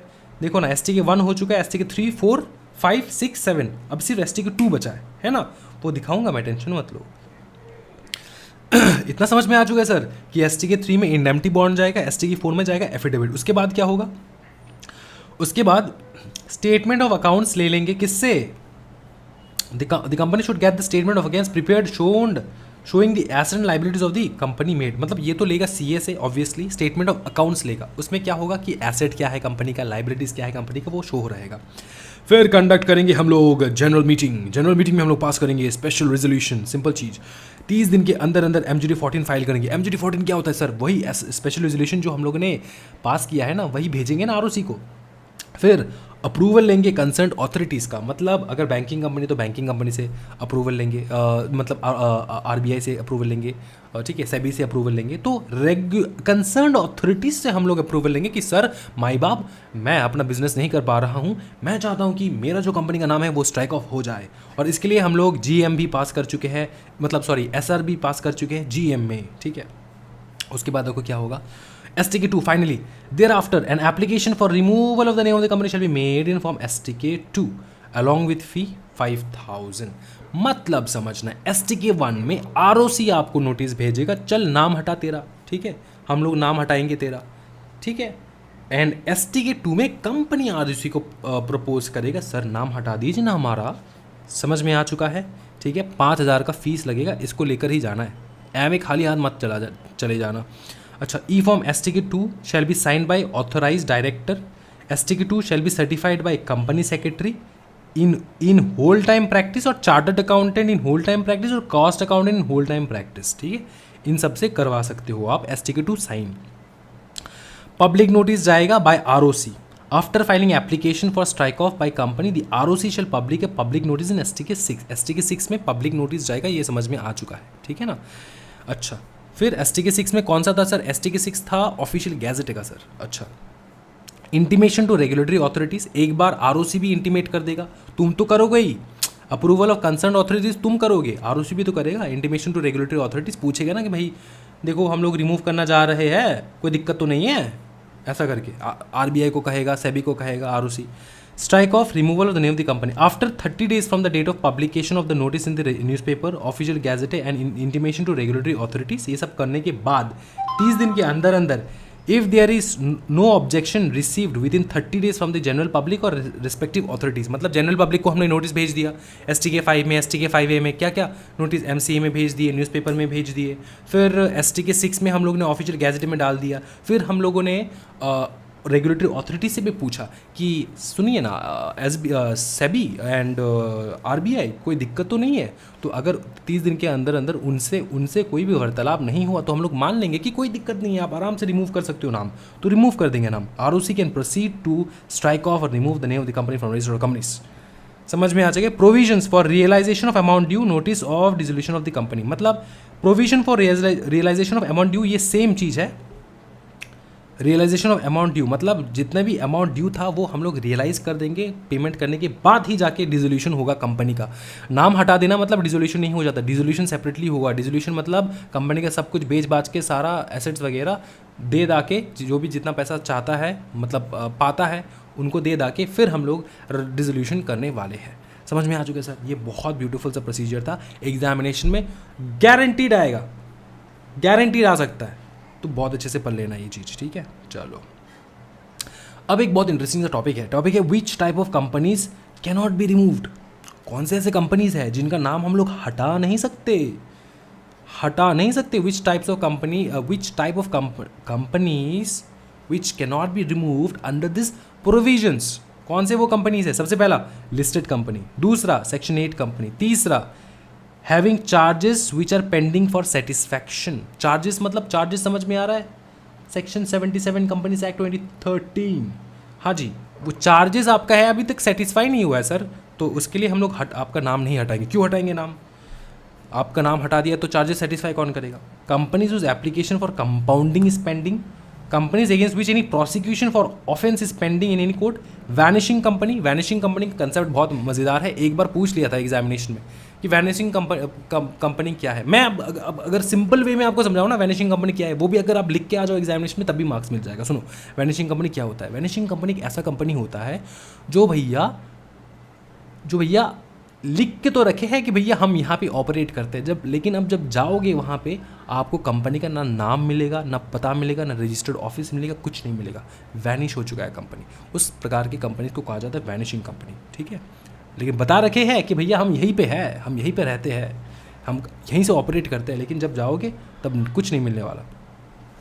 Companies that have been delisted due to non compliance of listing regulations और लिस्टिंग एग्रीमेंट, ठीक है।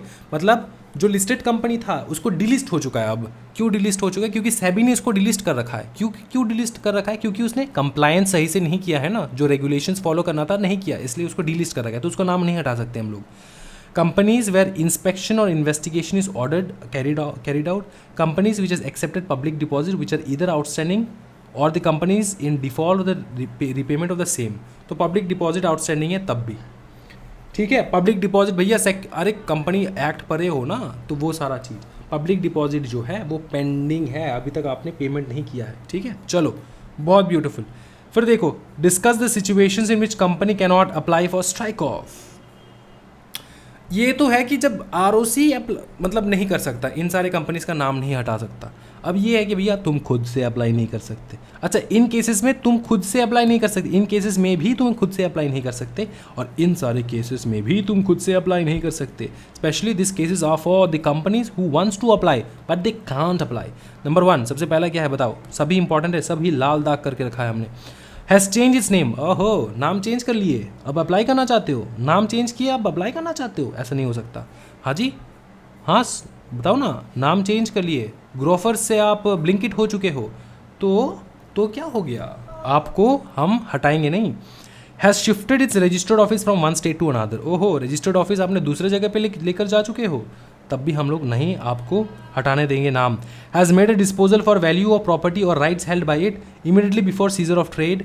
ठीक है, अच्छा डिस्पोजल कर दिए प्रॉपर्टी को, नहीं नहीं नहीं करने देंगे आपको, नहीं आपको नाम नहीं हटाने देंगे। Has engage in any other activity except the one which is necessary, मतलब ओ भाई मेरे, आपने ना आपके मेमोरेंडम में लिख के रखा है कि हम ये एक्टिविटी करते हैं, लेकिन आपने ये एक्टिविटी नहीं किया, आप दूसरा एक्टिविटी करने लग गए। आपने लिख के रखा भैया स्टील मैन्युफैक्चर करते हैं, फिर देखकर हम लोग जब गए देखने तब देखा कि सर आप तो स्टील नहीं प्लास्टिक मैन्युफैक्चर करते हो, तो तब activity except the one which is necessary. ठीक है, in engaged.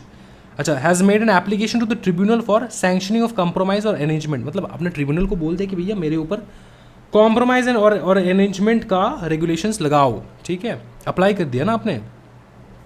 And the matter has not been finally concluded, matter conclude नहीं हुआ है। Is being wound up under section chapter 20 whether voluntary और बाई ट्राइब्यूनल, मतलब chapter 20 of the companies act speaks about winding up of company. ठीक है, तो या तो आपने वाइंड अप कर लिया है, ठीक है, या तो वॉलंटरी किया है या तो ट्राइब्यूनल ने आपका कंपनी वाइंड अप किया हो, दोनों केसेस में आपको अप्लाई करने नहीं देंगे। तो ये सारे केसेस है एग्जामिनेशन के लिए भयंकर इंपॉर्टेंट, मतलब जान दे दो ये सारे रिमेंबर करने के लिए। ठीक है, चलो आगे बढ़ते हैं हम लोग। ओहो लिस्ट देखो ना, लिस्ट, मैं तो इसी को ढूंढ रहा था, लिस्ट ऑफ एसटीके फॉर्म्स। तो ये नोट्स भी पढ़ोगे तो मतलब मोर देन इनफ है इस नोट्स में। अच्छा, which are the companies required no objection certificate from appropriate regulatory authority, मतलब कौन से वो कंपनीज है जिनको नो ऑब्जेक्शन सर्टिफिकेट चाहिए होगा before you are applying for striking off. सबसे पहला है भैया देखो, सिंपल बात, एक चीज़ दिमाग में रखना, नो ऑब्जेक्शन सर्टिफिकेट कब चाहिए होगा आपको। फॉर एग्जांपल आप एक बैंकिंग कंपनी हो, आपको करना है क्या बताइए ना, आपको करना है स्ट्राइक ऑफ अपना नाम, तो नो ऑब्जेक्शन सर्टिफिकेट किससे लाओगे, आरबीआई से ना, तो आपके रेगुलेटरी अथॉरिटी से लाओगे ना। तो ये बात सिंपली समझ रखना है कि भैया हमेशा याद रखना रेगुलेटरी अथॉरिटी से आपको नॉन ऑब्जेक्शन सर्टिफिकेट लेना होगा। ठीक है, चलो फटाफट, no objection certificate from appropriate regulatory authority, companies which has conducted और conducting non banking financial investment company activities, housing finance companies, insurance companies in the business of capital market intermediaries, तो ये सारे लेंगे आरबीआई से, ये सारे लेंगे RBI से, ये सारे लेगा एसबीआई सेबी से, SEBI सेबी से, ये लेगा आरबीआई से। ठीक है, अच्छा और बताओ sir. Companies engage in collecting investment scheme, asset management companies, no objection certificate should be attach to application, इतना ही है। ठीक है, अच्छा नो ऑब्जेक्शन सर्टिफिकेट कहाँ से अटैच करोगे, कहाँ पे अटैच करोगे, STK 2 के साथ आप अटैच करके दोगे। ठीक है, STK 2 क्या है सर, अरे भाई STK 2 आप अप्लाई कर रहे हो फॉर स्ट्राइकिंग ऑफ, पेनल्टी आपको मिल जाएगा वरना, हाँ अगर आपने फॉलो नहीं किया तो violation section 248(1), it shall be punishable with fine which में एक्सटेंड टू 1 लाख रुपीज़। ठीक है, तो इन सारे कंपनीज को रेगुलेटरी अथॉरिटी से परमिशन लेना होगा। चलो STK का फॉर्म हो चुका है, यहाँ से कर लेना है।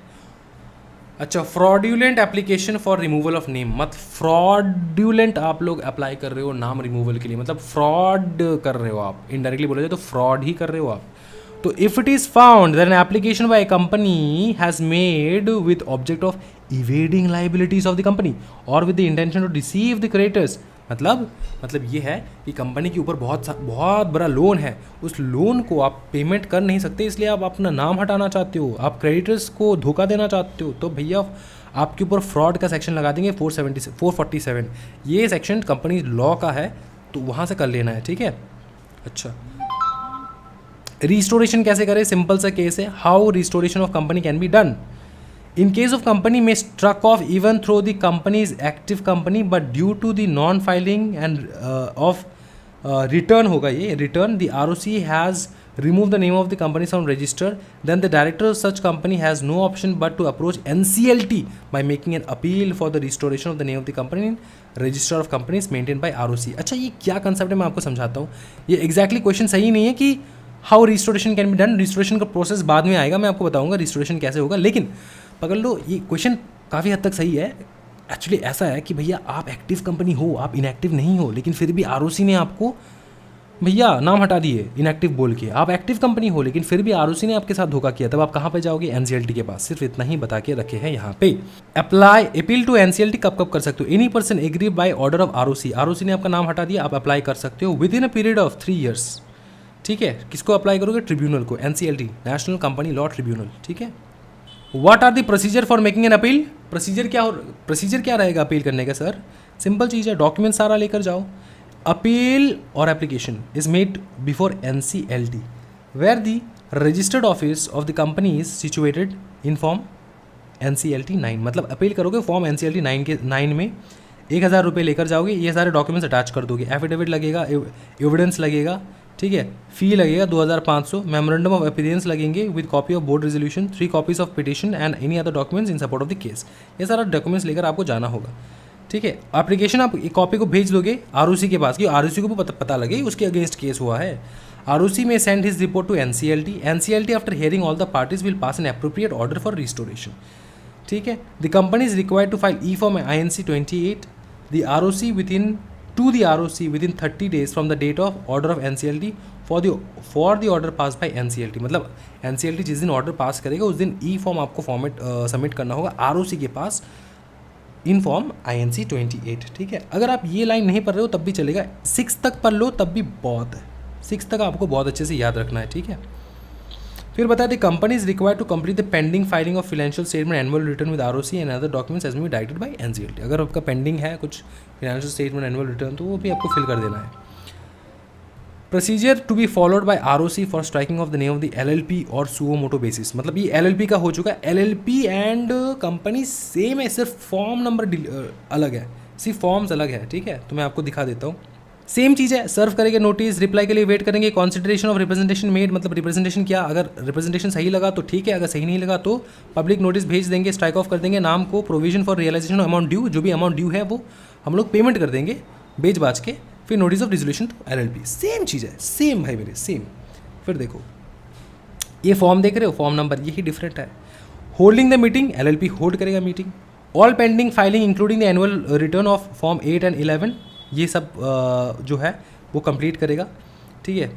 फाइल कर देगा फॉर्म 8 एंड 11, जो एनुअल फाइलिंग होता है वो सारा. अप्रूवल ऑफ कंसर्न अथॉरिटीज़ ले लेगा. All the designated partners of LLP must execute an affidavit करेगा कि jointly severely that the limited partnership cease to carry on any commercial activity. तो सारे पार्टनर्स को एग्री होना होगा. Thereafter an application striking off the name of the LLP shall be made in form 24. ये आपको याद रखना है, फॉर्म नंबर 24. ये तो अप्लाई आपने कर दिया है ना. फिर पब्लिक नोटिस भेजोगे 1 महीने के अंदर अंदर. Strike off the name of the company of LLP. If there is no objection receive after expiry of 1 month, registrar क्या करेगा, can proceed to strike off the name of the LLP. आप तो notice भेजोगे ना, किसको notice भेजेगा, public notice भेजोगे कि भैया अपना LLP जो है वो डिसॉल्व होने वाला है, उसको हम लोग हटाने वाले हैं, तो आप लोग को कोई दिक्कत तो नहीं है. अगर कोई दिक्कत ना हो, कोई भी किसी ने भी उल्टा जवाब नहीं दिया है, कोई भी रिस्पॉन्स नहीं दिया है, तो भैया निकाल देंगे हम लोग नाम इसका, ठीक है. Provision for realisation of amount due, same चीज़ है. Notice of dissolution of LLP, striking off the name of the LLP, same चीज़ है. इसको एक बार कर लेना है, ठीक है. रिस्टोर कैसे करें, रिस्टोर बहुत सिंपल प्रोसीजर सर, मैं बताता हूँ आपको. LLP में strike off even though LLP is active. मतलब कभी कभार LLP एक्टिव हो तब भी स्ट्राइक ऑफ हो सकता है. तब आप क्या करोगे, NCLT के पास जाओगे. सिंपल बात. कौन कौन अप्लाई कर सकता है फॉर रिस्टोरेशन? देखो, इफ LLP और any partner creditor therefore feel aggrieved by LLP having been strike off the register the tribunal और an application made by LLP partner और क्रेडिटर, ये 3 जन अप्लाई कर सकते हैं before the expiry of 5 years from the application of official gazette. मतलब official gazette में जा चुका है कि भैया LLP जो है स्ट्राइक ऑफ हो चुका है. 5 साल के अंदर अंदर आपके समय है, आप LLP हो, पार्टनर, क्रेडिटर, आप अप्लाई कर सकते हो, ठीक है. satisfied that the LLP was at the time of striking of carrying on business and operation or otherwise it's just LLP restored to the register. मतलब अगर सेटिस्फाई हो जाए NCLT देन आपको रजिस्टर फिर से कर देंगे रजिस्टर, कोई दिक्कत वाली बात नहीं है, ठीक है. यहाँ पे 1-2 चीज़ मैं एडिशनल लिखवाऊंगा, एडिशनल थोड़ा चीज़ है, मैं आपको लिखवा देता हूँ फटाफट, 2 सेकंड लगेगा. फिर ये चैप्टर कंप्लीट है, ये चैप्टर कंप्लीट है, ठीक है. ये रिपीट हो चुका है 2 पेपर. देखो, एनी पर्सन जो एग्रीव्ड है, एनी पर्सन जो एग्रीव्ड है, ठीक है ना, ROC की ऑर्डर को लेकर, तो 3 साल के अंदर अंदर वो अप्लाई कर सकता है फॉर रिस्टोरेशन. इतना समझ में आ रहा है? एनी पर्सन, यहां पर एनी पर्सन है, ठीक है. ROC खुद से अप्लाई कर सकता है फॉर रिस्टोरेशन. ROC को लग रहा है यार मैंने गलत कर दिया यार, तो वो अप्लाई कर सकता है 3 साल के अंदर अंदर, वो भी रिस्टोरेशन के लिए, ठीक है. कंपनी है, उसका मेंबर है, उसका क्रेडिटर है, उसका वर्कमैन है, ये सारे लोग अप्लाई कर सकते हैं for a time period of 20 years. 20 years तक आप अप्लाई कर सकते हो, कोई दिक्कत वाली बात नहीं है। ये कंपनी के लिए है, ठीक है, ये कंपनी के लिए। समझ में आ चुका है, कोई दिक्कत वाली बात नहीं है सर बवाल। हाँ, और एलएलपी के लिए याद रखना भैया, एलएलपी के लिए 5 साल है, ठीक है। एलएलपी के लिए जो रिस्टोरेशन का टाइम है, रिस्टोरेशन का एलएलपी के लिए जो है वो ऐसा है भाई मेरे, कि आप एलएलपी हो, पार्टनर हो या फिर क्रेडिटर हो, आपके पास 5 साल का समय रहता है रिस्टोरेशन करने के लिए, ठीक है। इतना आप याद रख सकते हो, ये एग्जामिनेशन में आ चुका है, ठीक है। ये वाला चीज़ जो है ना, ये एग्जामिनेशन में आया था, ये वाला चीज़, इसलिए मैंने आपको यहाँ पे करवा दिया है। 2018 में आया था ये चीज़। हाँ सर, तो मतलब क्या ये कंपनी, ये चैप्टर कंप्लीट हो चुका है? आप देख लो आराम से, टॉपिक बुक में से मिला लो, पूरा कंप्लीट हो चुका है, कोई दिक्कत वाली बात नहीं है। इतना आप कर लोगे ना तो it is more than sufficient. क्या बताओ? मोर देन सफिशिएंट, ठीक है। अब हम लोग नेक्स्ट चैप्टर की तरफ जाएंगे, जो कि मेरा one of the favourite chapter है, जो कि है भाई मेरे, मैंने चैप्टर का नाम भी नहीं लिखा, सिर्फ नोट्स बना के रखा है। सो गाइस, अभी हम लोग शुरू करने वाले हैं corporate insolvency resolution process, liquidation and winding up. Actually ये chapter completely corporation insolvency and resolution के ऊपर ही बेस्ड है, क्वेश्चंस इन्हीं से आते हैं। लिक्विडेशन एंड वाइंडिंग अप भी बहुत इंपॉर्टेंट पार्ट है, लेकिन मैं सजेस्ट करूंगा आपको, जैसे लिक्विडेशन वाइंडिंग अप हम लोग कंपनी लॉ में देखते, कंपनी लॉ का एक अलग ही चैप्टर है वाइंडिंग अप का, वहीं से आप कर लो, क्योंकि वो बेटर रहेगा आपके लिए और डेप्थली आप लोग समझ पाओगे, ठीक है। अच्छा, कॉर्पोरेट इंसॉल्वेंसी रेजोल्यूशन प्रोसेस क्या है मैं समझाता हूँ आपको। कोई रॉकेट साइंस नहीं है, कोई रॉकेट साइंस नहीं है, समझो, बहुत ईजी है। और एक चीज़ मैं बता देता हूँ आपको, ठीक है, स्टार्ट करने से पहले, यह है chapter 21, last chapter of part C. भयानक मार्क्स आते हैं इस चैप्टर में से। अच्छा, इंस्टीट्यूट के मटेरियल में आपने मेरा अगर वीडियोस देखा है ना, तो आपको पता लग जाएगा, इंस्टीट्यूट के मटेरियल से मैंने सब कुछ करवा रहा हूँ। वहाँ पे उस वीडियो में भी मैंने इंस्टीट्यूट के मटेरियल से ही करवाया है पार्ट पार्ट। इंस्टीट्यूट के मटेरियल में क्या है कि हर एक टॉपिक को अलग अलग उन्होंने एक्सप्लेन किया है। मैं हर एक टॉपिक को एक साथ एक ही पूरा पैटर्न में आपको समझा दूंगा, जिस चीज़ के बाद कौन सा चीज़ आता है। जैसे रेजोल्यूशन प्रोसेस क्या है, इंटीरियम रेजोल्यूशन प्रोफेशनल कौन है, ये सारे एक एक करके मैं इसी पूरा टॉपिक में आपको समझा दूंगा, सो दैट आपको अलग से पढ़ने की ज़रूरत नहीं रहेगा। हाँ, इसके बाद आप मटेरियल से कुछ थोड़े पॉइंट्स आप देख सकते हो, जो कि वाइंडिंग अप से रिलेटेड है, जो कि आपका मॉरेटोरियम पीरियड से रिलेटेड है, वाटरफॉल अरेंजमेंट से रिलेटेड है, वो भी मैं यहीं पे करवा दूंगा, लेकिन फिर भी एक बार मटेरियल से देख लेना है। ये जो मैं आपको कराने जा रहा हूँ ना, this is more than sufficient for you to score the complete mark of this chapter, ठीक है। चलो शुरू करते हैं।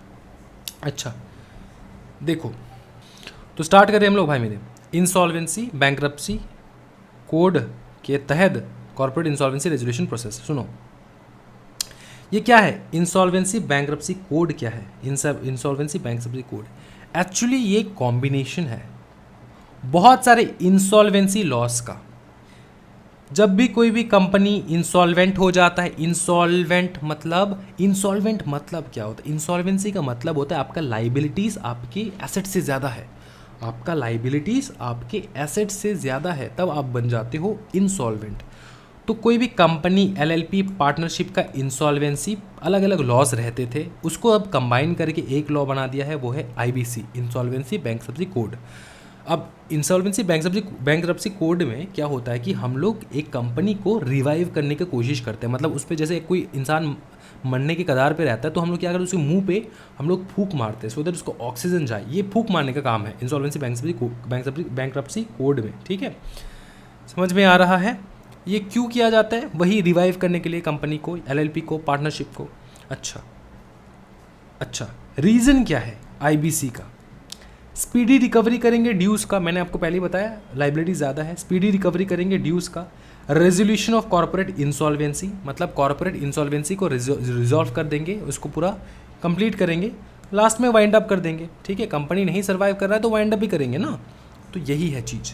लास्ट तक हम लोग कोशिश करते हैं, इंसॉल्वेंसी प्रोसेस में हम लोग कोशिश करते हैं कि कंपनी जिंदा हो जाए, लेकिन अगर जिंदा ना हो पाए तो उसको लास्ट में वाइंड अप कर देते हैं, ठीक है। तो कौन कौन अप्लाई करता है इसमें कौन कौन अप्लाई करते हैं? इसमें 3 योद्धा है, इसमें 3 योद्धा है। जैसे महाभारत है, ये इस महाभारत का 3 योद्धा है यहाँ पे। एक कर्ण, ठीक है, एक है कर्ण, एक है अपना युधिष्ठिर, ठीक है, और एक है अपना, बताओ कौन, अर्जुन।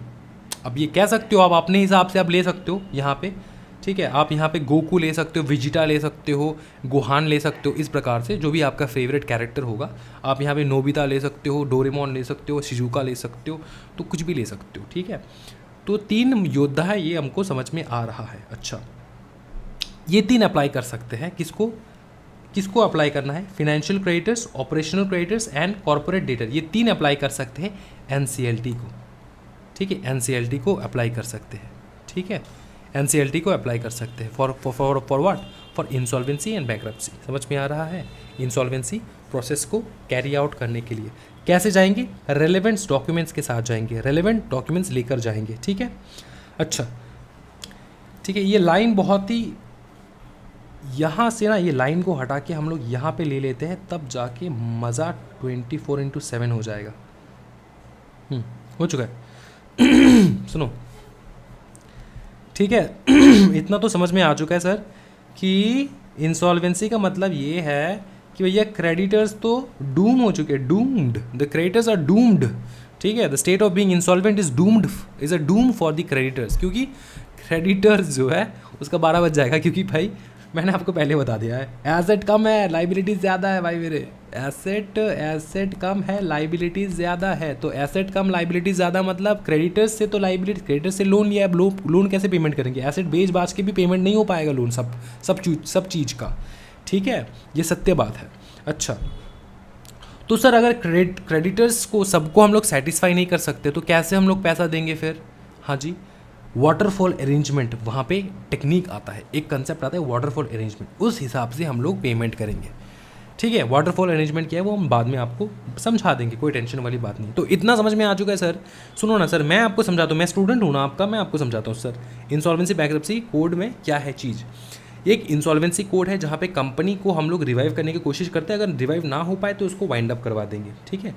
अच्छा, इसमें 3 जन अप्लाई कर सकते हैं, फिनेंशियल डेटर, हाँ जी, operational financial creditor, operational creditor and corporate debtor, ये 3 जन जो है वो अप्लाई कर सकते हैं, ठीक है। अब ये तो सही बात है, ठीक है। अब अप्लाई करके क्या करेंगे, अप्लाई करके हम लोग कोशिश करेंगे कि जितना भी ड्यूज़ है वो फटाफट हम लोग मिल जाए क्रेडिटर्स को। अगर ना हो पाए, लास्ट में कोई प्लान वगैरह ना निकले, तो हम लोग कंपनी को वाइंड अप करवा देंगे, और जो पैसा बचेगा अपने पास, जो हम लोग एसेट बेच बाच के लेंगे, उस पैसे को हम लोग वाटरफॉल अरेंजमेंट के तहत सारे क्रेडिटर्स को दे देंगे। सिंपल फंडा है सर, बाकी आप करवा दीजिए, ठीक है, मैं करवाता हूँ, सुनो। तो ये भैया financial creditor, operational creditor and corporate debtor 3 योद्धा है। पहला योद्धा का नाम है फिनेंशियल क्रेडिटर, जो कि फिनेंशियल डेट्स देता है कंपनी को, फिनेंशियल लोन देता है। मतलब कंपनी एक प्रोजेक्ट करना चाहता है, एक बहुत बड़ा इंफ्रास्ट्रक्चर प्रोजेक्ट करना चाहता है, तो बहुत बड़ा लोन चाहिए, तो बहुत बड़ा लोन ये बहुत बड़े लोग देते हैं, उनको कहा जाता है फिनेंशियल क्रेडिटर्स। ऑपरेशनल क्रेडिटर्स होता है कंपनी के डे टू डे एक्टिविटीज़ को कैरी ऑन करने के लिए जो लोन उठाता है कंपनी, उसको कहा जाता है ऑपरेशनल क्रेडिटर्स, उनको कहा जाता है ऑपरेशनल क्रेडिटर्स, जो कि कंपनी के डे टू डे ऑपरेशन को फंड करते हैं, उनको कहा जाता है ऑपरेशनल क्रेडिटर्स। कॉर्पोरेट डेटर वो खुद भाई साहब कंपनी है, ठीक है, तो कंपनी खुद से अप्लाई कर सकता है, ठीक है, कंपनी खुद से अप्लाई कर सकता है, या फिर operational creditor and financial creditor apply कर सकते हैं। अच्छा, ये समझ में आ चुका है। सबसे पहले हम लोग देखेंगे फिनेंशियल क्रेडिटर्स। डिफ़ॉल्ट अमाउंट याद रखना हमेशा 1 करोड़ का होगा, अब 1 करोड़ हो चुका है। अगर डिफ़ॉल्ट अमाउंट 1 करोड़ का है तब जाके आप अप्लाई करोगे आईबीसी के लिए, इंसॉल्वेंसी बैंक्रप्सी कोड के लिए, ठीक है। अगर डिफ़ॉल्ट अमाउंट 1 करोड़ का है तो अप्लाई किसको करोगे, एनसीएलटी को। किसके साथ जाओगे, रेलेवेंट डॉक्यूमेंट्स के साथ जाओगे, फिनेंशियल क्रेडिटर्स। लेकिन अगर आप ऑपरेशनल क्रेडिटर हो तो आप डायरेक्ट एनसीएलटी के पास नहीं जा सकते। आपका डिफ़ॉल्ट हुआ है, कोई दिक्कत वाली बात नहीं, ठीक है, हम देख लेंगे। लेकिन आप दोगे कंपनी को सबसे पहले नोटिस, क्योंकि आप हो छोटे मोटे क्रेडिटर्स, आप डे टू डे एक्टिविटीज़ वाले क्रेडिटर्स हो ना, आप कंपनी को नोटिस दोगे, बोलोगे भैया हमको रिप्रेजेंटेशन दो 10 दिन के अंदर अंदर, क्या मेरे को पेमेंट करोगे कि नहीं करोगे, ये रिप्रेजेंटेशन दो। तो कंपनी 2 चीज़ कर सकता है, या तो हाईलाइट कर देगा, कोई पेंडिंग डिस्प्यूट हो रहा है वो हाईलाइट कर देगा, या तो वो आपको पे ऑफ कर देगा, बोलेगा ठीक है पे कर दे रहे हैं हम लोग, पे कर देगा, या फिर वो दिखाएगा आपको कि भैया ये पेंडिंग डिस्प्यूट चल रहा है, अब कुछ हो नहीं सकता, ठीक है, ये 2 सर कर सकता है, ठीक है। तो आप क्या करोगे, अप्लाई करोगे एनसीएलटी को विथ रेलेवेंट डॉक्यूमेंट्स, ठीक है ना। चलो लास्ट है कॉर्पोरेट डेटर। कॉर्पोरेट डेटर खुद डिफ़ॉल्ट करके बैठा है बहुत सारा, फिर वो चाहता है कि एनसीएलटी के पास जाए with relevant documents obviously, and जाके वो बोलते कि भैया मेरा आईबीसी करवा दो क्योंकि मेरे से नहीं हो पा रहा है। तो यहाँ तक अपने को इतना समझ में आ रहा है कि सारे लोग एनसीएलटी के पास जा रहे हैं।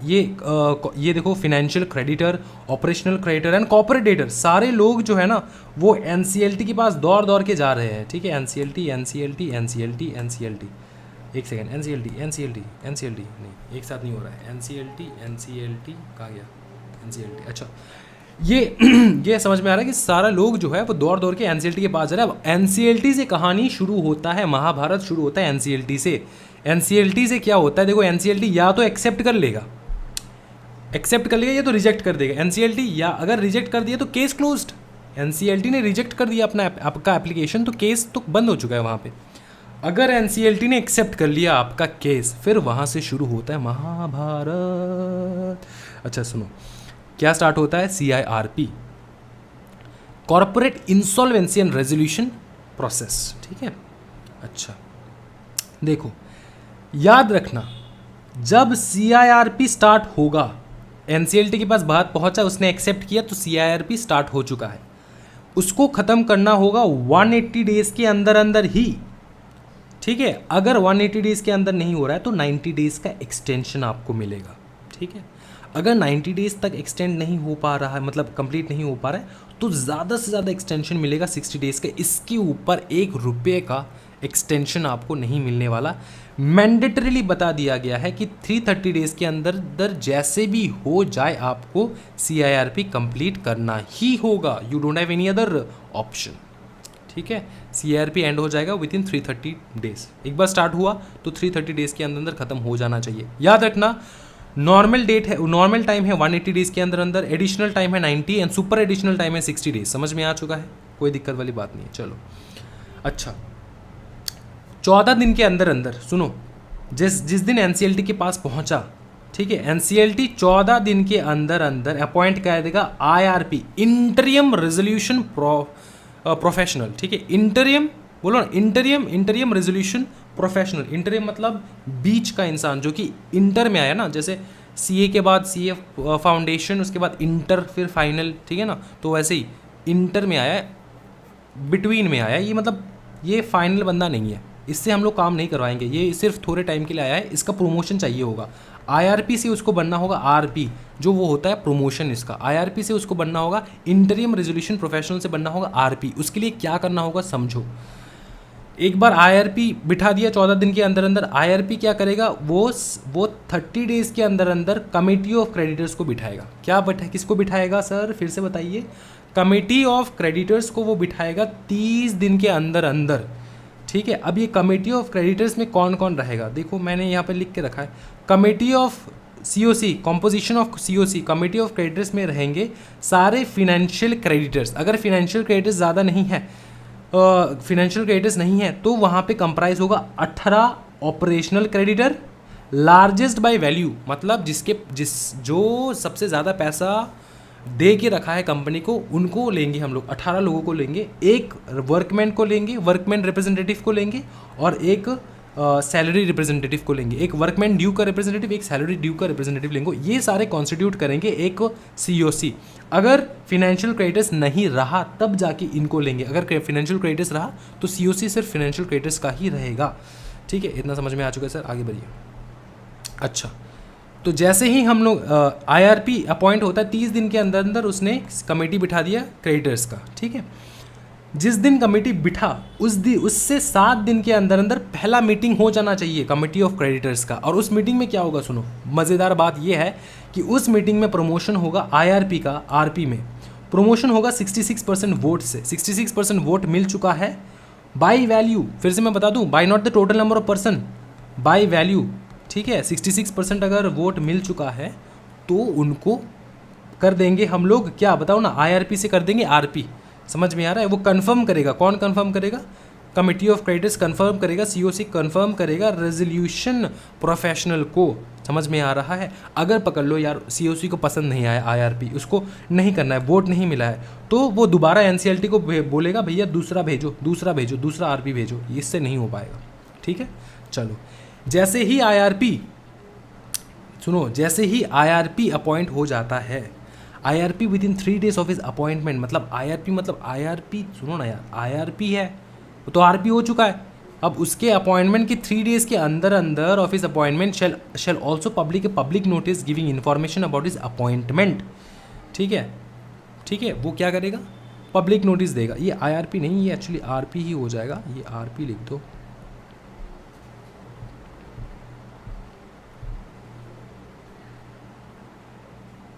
ठीक है, RP आपको समझाने के लिए लिख रहा हूँ मैं यहाँ पे, एक्चुअल में होगा IRP, क्योंकि उसी का तो प्रमोशन होता है ना, उसी का तो प्रमोशन होके, ये समझ में आ रहा है ना आपको। हाँ, फर्दर IRP क्या करे, 3 दिन के अंदर अंदर वो उसका अपॉइंटमेंट जैसे ही हुआ 3 दिन के अंदर अंदर वो पब्लिक नोटिस दे देगा, बोलेगा भैया पब्लिक जी हम अपॉइंट हो चुके, हम हैं आपके RP मतलब रेजोल्यूशन प्रोफेशनल, आपका करता धरता।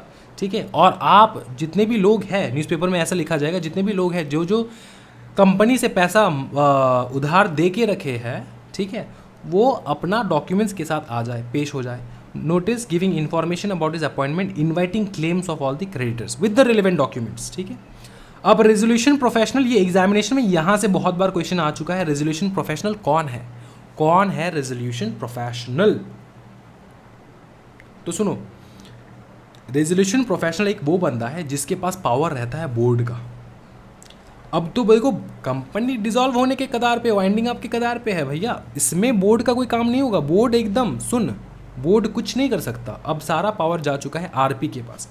RP मैनेज करेगा day to day affairs, prepare information memorandum containing all financial information, pending cases लाएगा and other relevant informations on the basis of which any person, सुनो RP के पास पावर है, वो डे टू डे एक्टिविटीज़ देखेगा और सारा information निकालेगा, निकालने के बाद उसके बेसिस पे any person can make a resolution plan. ठीक है, any person can make a resolution plan, जो भी लोग इन्वॉल्व है उनसे बोला जाएगा कि भैया आप रेजोल्यूशन प्लान बनाओ, RP बोलेगा आप रेजोल्यूशन प्लान बनाओ, और जैसे ही वो रेजोल्यूशन प्लान बनाएगा उसके बाद क्या होगा मैं आपको बताता हूँ। जो बंदा रेजोल्यूशन प्लान बनाता है उसका एक नाम है, उसको कहा जाता है पर्सन, देखो यहाँ पे फुल स्टॉप लगाना, यहाँ पे होगा person who makes resolution plan is called resolution applicant. ठीक है, and shall submit is plan to RP who shall put it forward to COC। Plan बनाया, RP को दिया, सुनो RP ने सबसे पहले क्या किया, उसके पास बोर्ड का पावर है, उसने इन्फॉर्मेशन निकाला, सारा इन्फॉर्मेशन के बेसिस पे उसने पूछा किसी के पास कोई प्लान है, कैसे ये सॉल्व करे। जो बंदा प्लान देगा उसको कहा जाता है resolution applicant, RA resolution applicant कहा जाता है। जैसे रेजोल्यूशन प्लान मिलेगा, RP क्या करेगा, COC को भेज देगा वो प्लान, बोलेगा COC आप देख लीजिए। अब COC यहाँ से क्या करेगा, सुनो COC के पास काम है, बहुत काम है, देखो क्या करेगा, वो अप्रूव कर देगा 66% वोट से, वो अप्रूव कर देगा 66% वोट से बाय वैल्यू। ठीक है, प्लान को अगर अप्रूव कर दिया तो एक अलग स्टोरी होगा, अगर नहीं अप्रूव किया तो अलग स्टोरी होगा। अप्रूव कर दिया तो क्या होगा, सुनो, अगर अप्रूव कर दिया 66% वोट से अप्रूव करेगा, plan shall be submitted to NCLT, फिर प्लान हम लोग NCLT को दे देंगे। NCLT ने अगर एक्सेप्ट किया तो CIRP तो एंड हो जाएगा ना, वहाँ पे ख़त्म CIRP। और अगर NCLT ने रिजेक्ट कर दिया और फिर भी कोई प्लान नहीं बचा, कोई भी दूसरा प्लान नहीं है, तो 180-90 डेज खत्म हो चुका है, प्लस आपका जो एडिशनल टाइम वो भी खत्म हो चुका है, तो वाइंड अप कर देगा NCLT। बोले कि हम आपको रिवाइव करने के लिए समय दिए थे लेकिन आपने रिवाइव नहीं कर पाया, आपका वाइंड अप हो जाएगा। हमने RP क्या, ये प्रोसेस, रेजोल्यूशन प्रोसेस क्या है, रिवाइव करने का, ये प्लान क्या है, रिवाइव करने का प्लान है ना कि कंपनी को कैसे बचाया जाए, लेकिन नहीं हो पाया तो वाइंड अप कर देंगे हम आपका। ठीक है, और अगर COC अप्रूव नहीं किया और प्लान फिर से नहीं मिला, कोई दूसरा प्लान भी नहीं मिला, तो 180 प्लस एक्सटेंडेड 90 डेज, इन सब खत्म होने के बाद वाइंड अप कर देगा बाय NCLT। समझ में आ रहा है, सेम ही चीज़ है। ठीक है, यहाँ पे आ जाता है आपका ख़त्म, पूरा ख़त्म, रेजोल्यूशन का जो पूरा टॉपिक है वो यहाँ पे ख़त्म हो जाता है। ठीक है, ये तो मैंने आपको सबको समझा दिया है। तो ये जो एग्जामिनेशन में ना आपको बीच बीच में पूछ लेंगे, देखो कभी कभार ना यहाँ से पूछ लेंगे, कभी कभार यहाँ से पूछ लेंगे, कभी कभार यहाँ से पूछ लेंगे, कभी कभार पूछ लेंगे वो कौन इंसान है जो कि अप्लाई कर सकता है 1 करोड़ का financial creditor, operational creditor, corporate debtor, ये आपको लिखना है। ठीक है, फिर ऐसा भी बोल सकते हैं कि बताओ IRP जो है उसका अपॉइंटमेंट RP के कैसे होता है, RP कैसे बनता है, वो इस प्रकार से पूछ लेगा। ठीक है, फिर बोलेगा ये RP है कौन, आरपी का पावर क्या है ये पूछ लेगा। फिर बोलेगा भैया सीओसी कैसे उसको अप्रूव करेगा, सीओसी का वोटिंग परसेंटेज क्या है, ऐसे पूछ लेगा।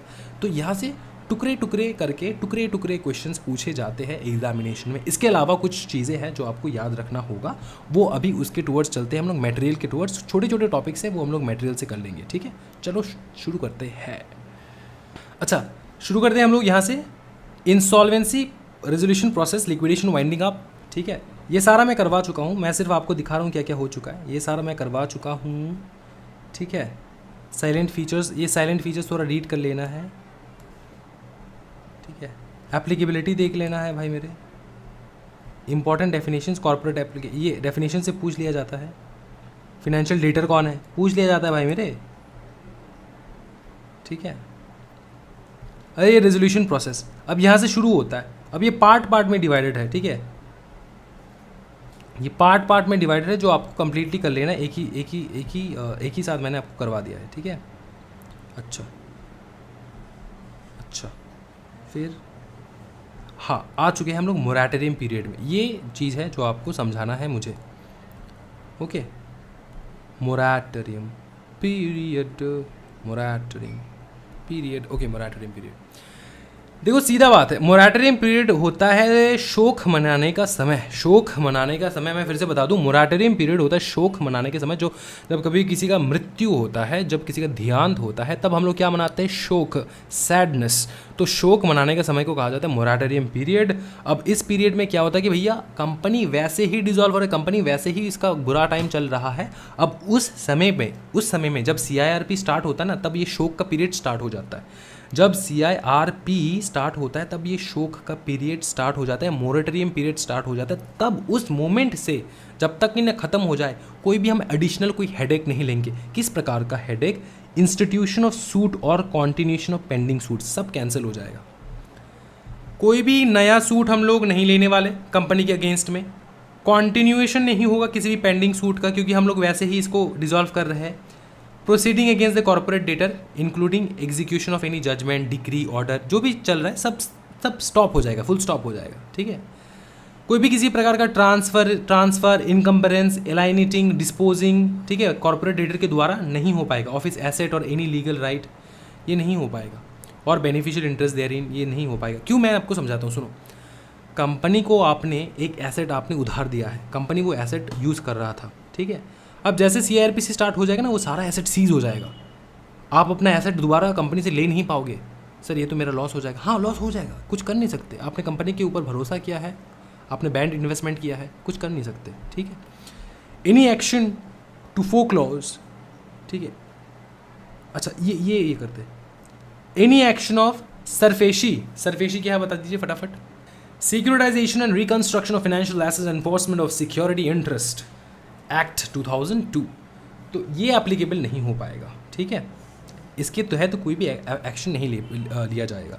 Recovery of any property bye owner और लेसर, तो मैंने ये पहले भी बता दिया कि कोई भी किसी प्रकार का रिकवरी नहीं हो पाएगा आपके किसी भी एसेट का, ठीक है। ओनर रिकवरी नहीं कर सकता, बाय ओनर और लेसर जिसने लीज पे दिया है, ठीक है ना। गए, तुम भी गए, डूबे, कंपनी डूब रहा है, कंपनी के साथ तुम भी डूबोगे, तो इस मोमेंट को कहा जाता है मोरेटोरियम पीरियड। ये आप लिख के आ जाओ एग्जामिनेशन में, आपको पक्का 5 मार्क 3 मार्क जितना भी आपको है पूरा मिल जाएगा, ठीक है। मोरेटोरियम पीरियड इतना ही है। फिर देखो पब्लिक अनाउंसमेंट वगैरह ये अलग अलग करके दे के रखे हैं, ठीक है। इंटरिम रेजोल्यूशन प्रोफेशनल, जिसके बारे में मैंने पूरा बताया रखा, तो ये सारा कुछ अलग अलग नहीं। कमेटी ऑफ क्रेडिटर्स देखो ना, रेजोल्यूशन प्लान, लिक्विडेशन प्रोसेस, ये एकदम सेम है भाई मेरे। अच्छा, ये जो fast track corporate insolvency resolution process है, ये आप एक बार रीड कर सकते हो। इसमें क्या है कि फास्ट ट्रैक प्रोसीजर से हम लोग रिजॉल्व कर देते हैं। The central government notified under 2017 an application for fast track corporate insolvency resolution process may be made in respect of the following corporate debtors, namely a small company, a startup, and unlisted company with total asset as reported in the financial statement of the immediately preceding financial not exceeding ₹1 crore, जिसका total asset 1 crore है। तो इनके against आप fast track procedure भी कर सकते हो, corporate insolvency भी कर सकते हो, ठीक है। ये जो फास्ट ट्रैक प्रोसीजर होता है 90 डेज़ का होता है, ये आपको बता दूं मैं, 90 डेज़ के अंदर खत्म हो जाएगा। लेकिन इन्हीं के अगेंस्ट आप अप्लाई कर सकते हो, इन्हीं के अगेंस्ट, स्मॉल कंपनी, ये सर इन्हीं के अगेंस्ट, ठीक है। एक बार रीड कर लेना।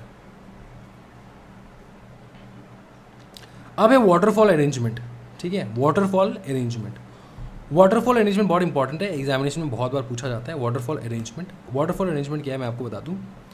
देखो, कि बहुत सारे क्रेडिटर्स है भाई मेरे, कंपनी बंद हो रहा है, आपको पता ही लग रहा होगा, बहुत सारे क्रेडिटर्स है। अब किनको कितना पैसा दे, कब दे, किसको क्या दे? तो सिंपल बात है, सबसे पहले इस अरेंजमेंट में आपको पैसा देना होगा।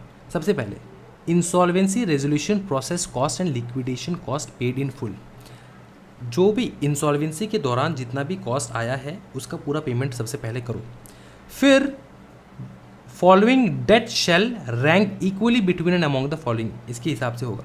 सबसे पहले वर्कमैन ड्यू आप जो है पेमेंट करोगे 20 preceding for a period of 24 months preceding the liquidation commencement date, इनका सबसे पहले करोगे। Debt owed to secured creditors in the event such secured creditors have relinquished security under section 52, उनको सब पेमेंट करोगे। उसके बाद wages and any unpaid dues owed to employees, उनको पेमेंट करोगे। और ये कितना टाइम का होना चाहिए? 12 मंथ्स। पकड़ लो 6 महीने का वेजेस नहीं दिया है तो उनका नहीं, wages and unpaid dues owed to employees other than workman for period of 12 months, 12 महीना होना होगा तब जाके आपको ये रैंक में आप आओगे। 12 महीने से आपको सैलरी नहीं मिला तब जाके इस रैंक में आओगे। Financial debt owned to unsecured creditors को दोगे। फिर following dues shall rank equally between amount any amount due to central government, state government, ये दोगे। Due own to security creditors, secured creditors for any amount unpaid, any remaining debts and dues, preference share and last में equity share holders और partners. ये तो आपको पता ही है, equity को सबसे बाद मिलेगा। इक्विटी मतलब ओनर ऑफ द कंपनी है, ओनर को सबसे लास्ट में मिलेगा, उससे पहले मिलेगा प्रेफरेंस शेयर होल्डर को। ये है पूरा प्रोसीजर और ये उल्टा सीधा लिखने से नहीं होगा। आप सबसे पहले इक्विटी शेयर होल्डर ऐसे नहीं लिख सकते, ये जिस प्रोसीजर से लिखा गया है ना इसी प्रोसीजर से आपको लिखना होगा, एक एक के बाद एक आएगा, बीच में मिस्टेक मत करना सिर्फ, ठीक है। अच्छा, मैंने वाइंडिंग अप आपको बता दिया है कि वाइंडिंग अप जो है ना, आप मैं सच्ची में बता रहा हूँ, वाइंडिंग अप का ये कर लो यहाँ से। आप वाइंडिंग अप आप डेफिनेटली कंपनी लॉ से कर लो। Winding up voluntary winding up है, ठीक है। Differences of winding up and dissolution का, वाइंडिंग अप एंड डिसोल्यूशन का डिफरेंस क्या है ये, ठीक है। ये वाइंडिंग अप डिसोल्यूशन का डिफरेंस जो है ना, इसका एक सेपरेट वीडियो मैंने बना रखा है बहुत छोटा, वो मैं अटैच कर दूंगा इसी डिस्क्रिप्शन में, वो आप देख लेना एक बार, ठीक है। वाइंडिंग अप ट्रिब्यूनल के बारे में है, यहाँ पे ख़त्म हो जाएगा, ठीक है। ये आप देख लेना है, कंपनीज वाइंडिंग अप रूल्स 2020।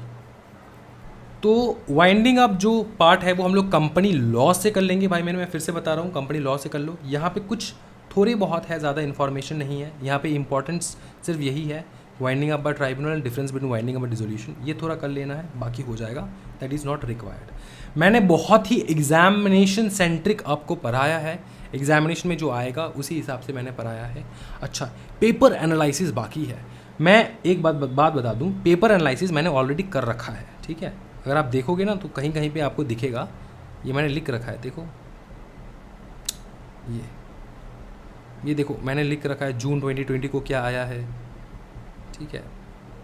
फिर जून 2021 को क्या आया है, ठीक है। फिर देखो 2021 दिसंबर, 2021 दिसंबर, जून कब कौन सा क्या आया है सब मैंने लिख के रखा है। इसका एनालिसिस हो चुका है, लेकिन मैं चाहता हूँ कि ये वीडियो थोड़ा लंबा हो चुका है, स्टूडेंट बोर ना फील करे। एक फ्रेश वीडियो स्टार्ट करेंगे। हाँ, मैंने बताया था इसी वीडियो में कर लेंगे, लेकिन उस वीडियो में थोड़ा डिटेली जाएंगे, थोड़ा मतलब चलो आधा घंटा एक्स्ट्रा ले लेंगे हम लोग, एंड उसमें थोड़ा एक्सप्लेन कर देंगे कैसे पढ़ना है पार्ट सी। समझ में आ रहा है? इसमें मैंने आपको पूरा रिवीजन करवा दिया है सारे तीनों चैप्टर का, 19, 20 एंड 21 जितना कराया है, बहुत ही एग्जामिनेशन सेंट्रिक है, ट्रस्ट मी, इसी में से आएगा। इंपॉर्टेंट टॉपिक्स जो होंगे इन 3 चैप्टर्स के, ये भी अवेलेबल हो जाएगा 1-2 दिनों में, क्योंकि ये इंपॉर्टेंट टॉपिक्स मैं प्लान आउट कर रहा हूँ। 1-2 दिनों में डिस्क्रिप्शन में आओगे आप एंड चेकआउट करोगे, आपको इंपॉर्टेंट टॉपिक्स मिल जाएगा इन सारे चैप्टर्स का। I promise I will put it with in 2 to 3 days, ठीक है। एंड ऑल्सो टेलीग्राम में आपको मिल जाएगा, टेलीग्राम में फॉलो कर लो। उसमें क्या होता है कि ज़्यादा से ज़्यादा आपको आप मेरे साथ लिंक्ड रह पाओगे एंड ज़्यादा से ज़्यादा आप इन्फॉर्मेशंस गैदर कर पाओगे, मैं जो इन्फॉर्मेशन अवेलेबल करवाता हूँ।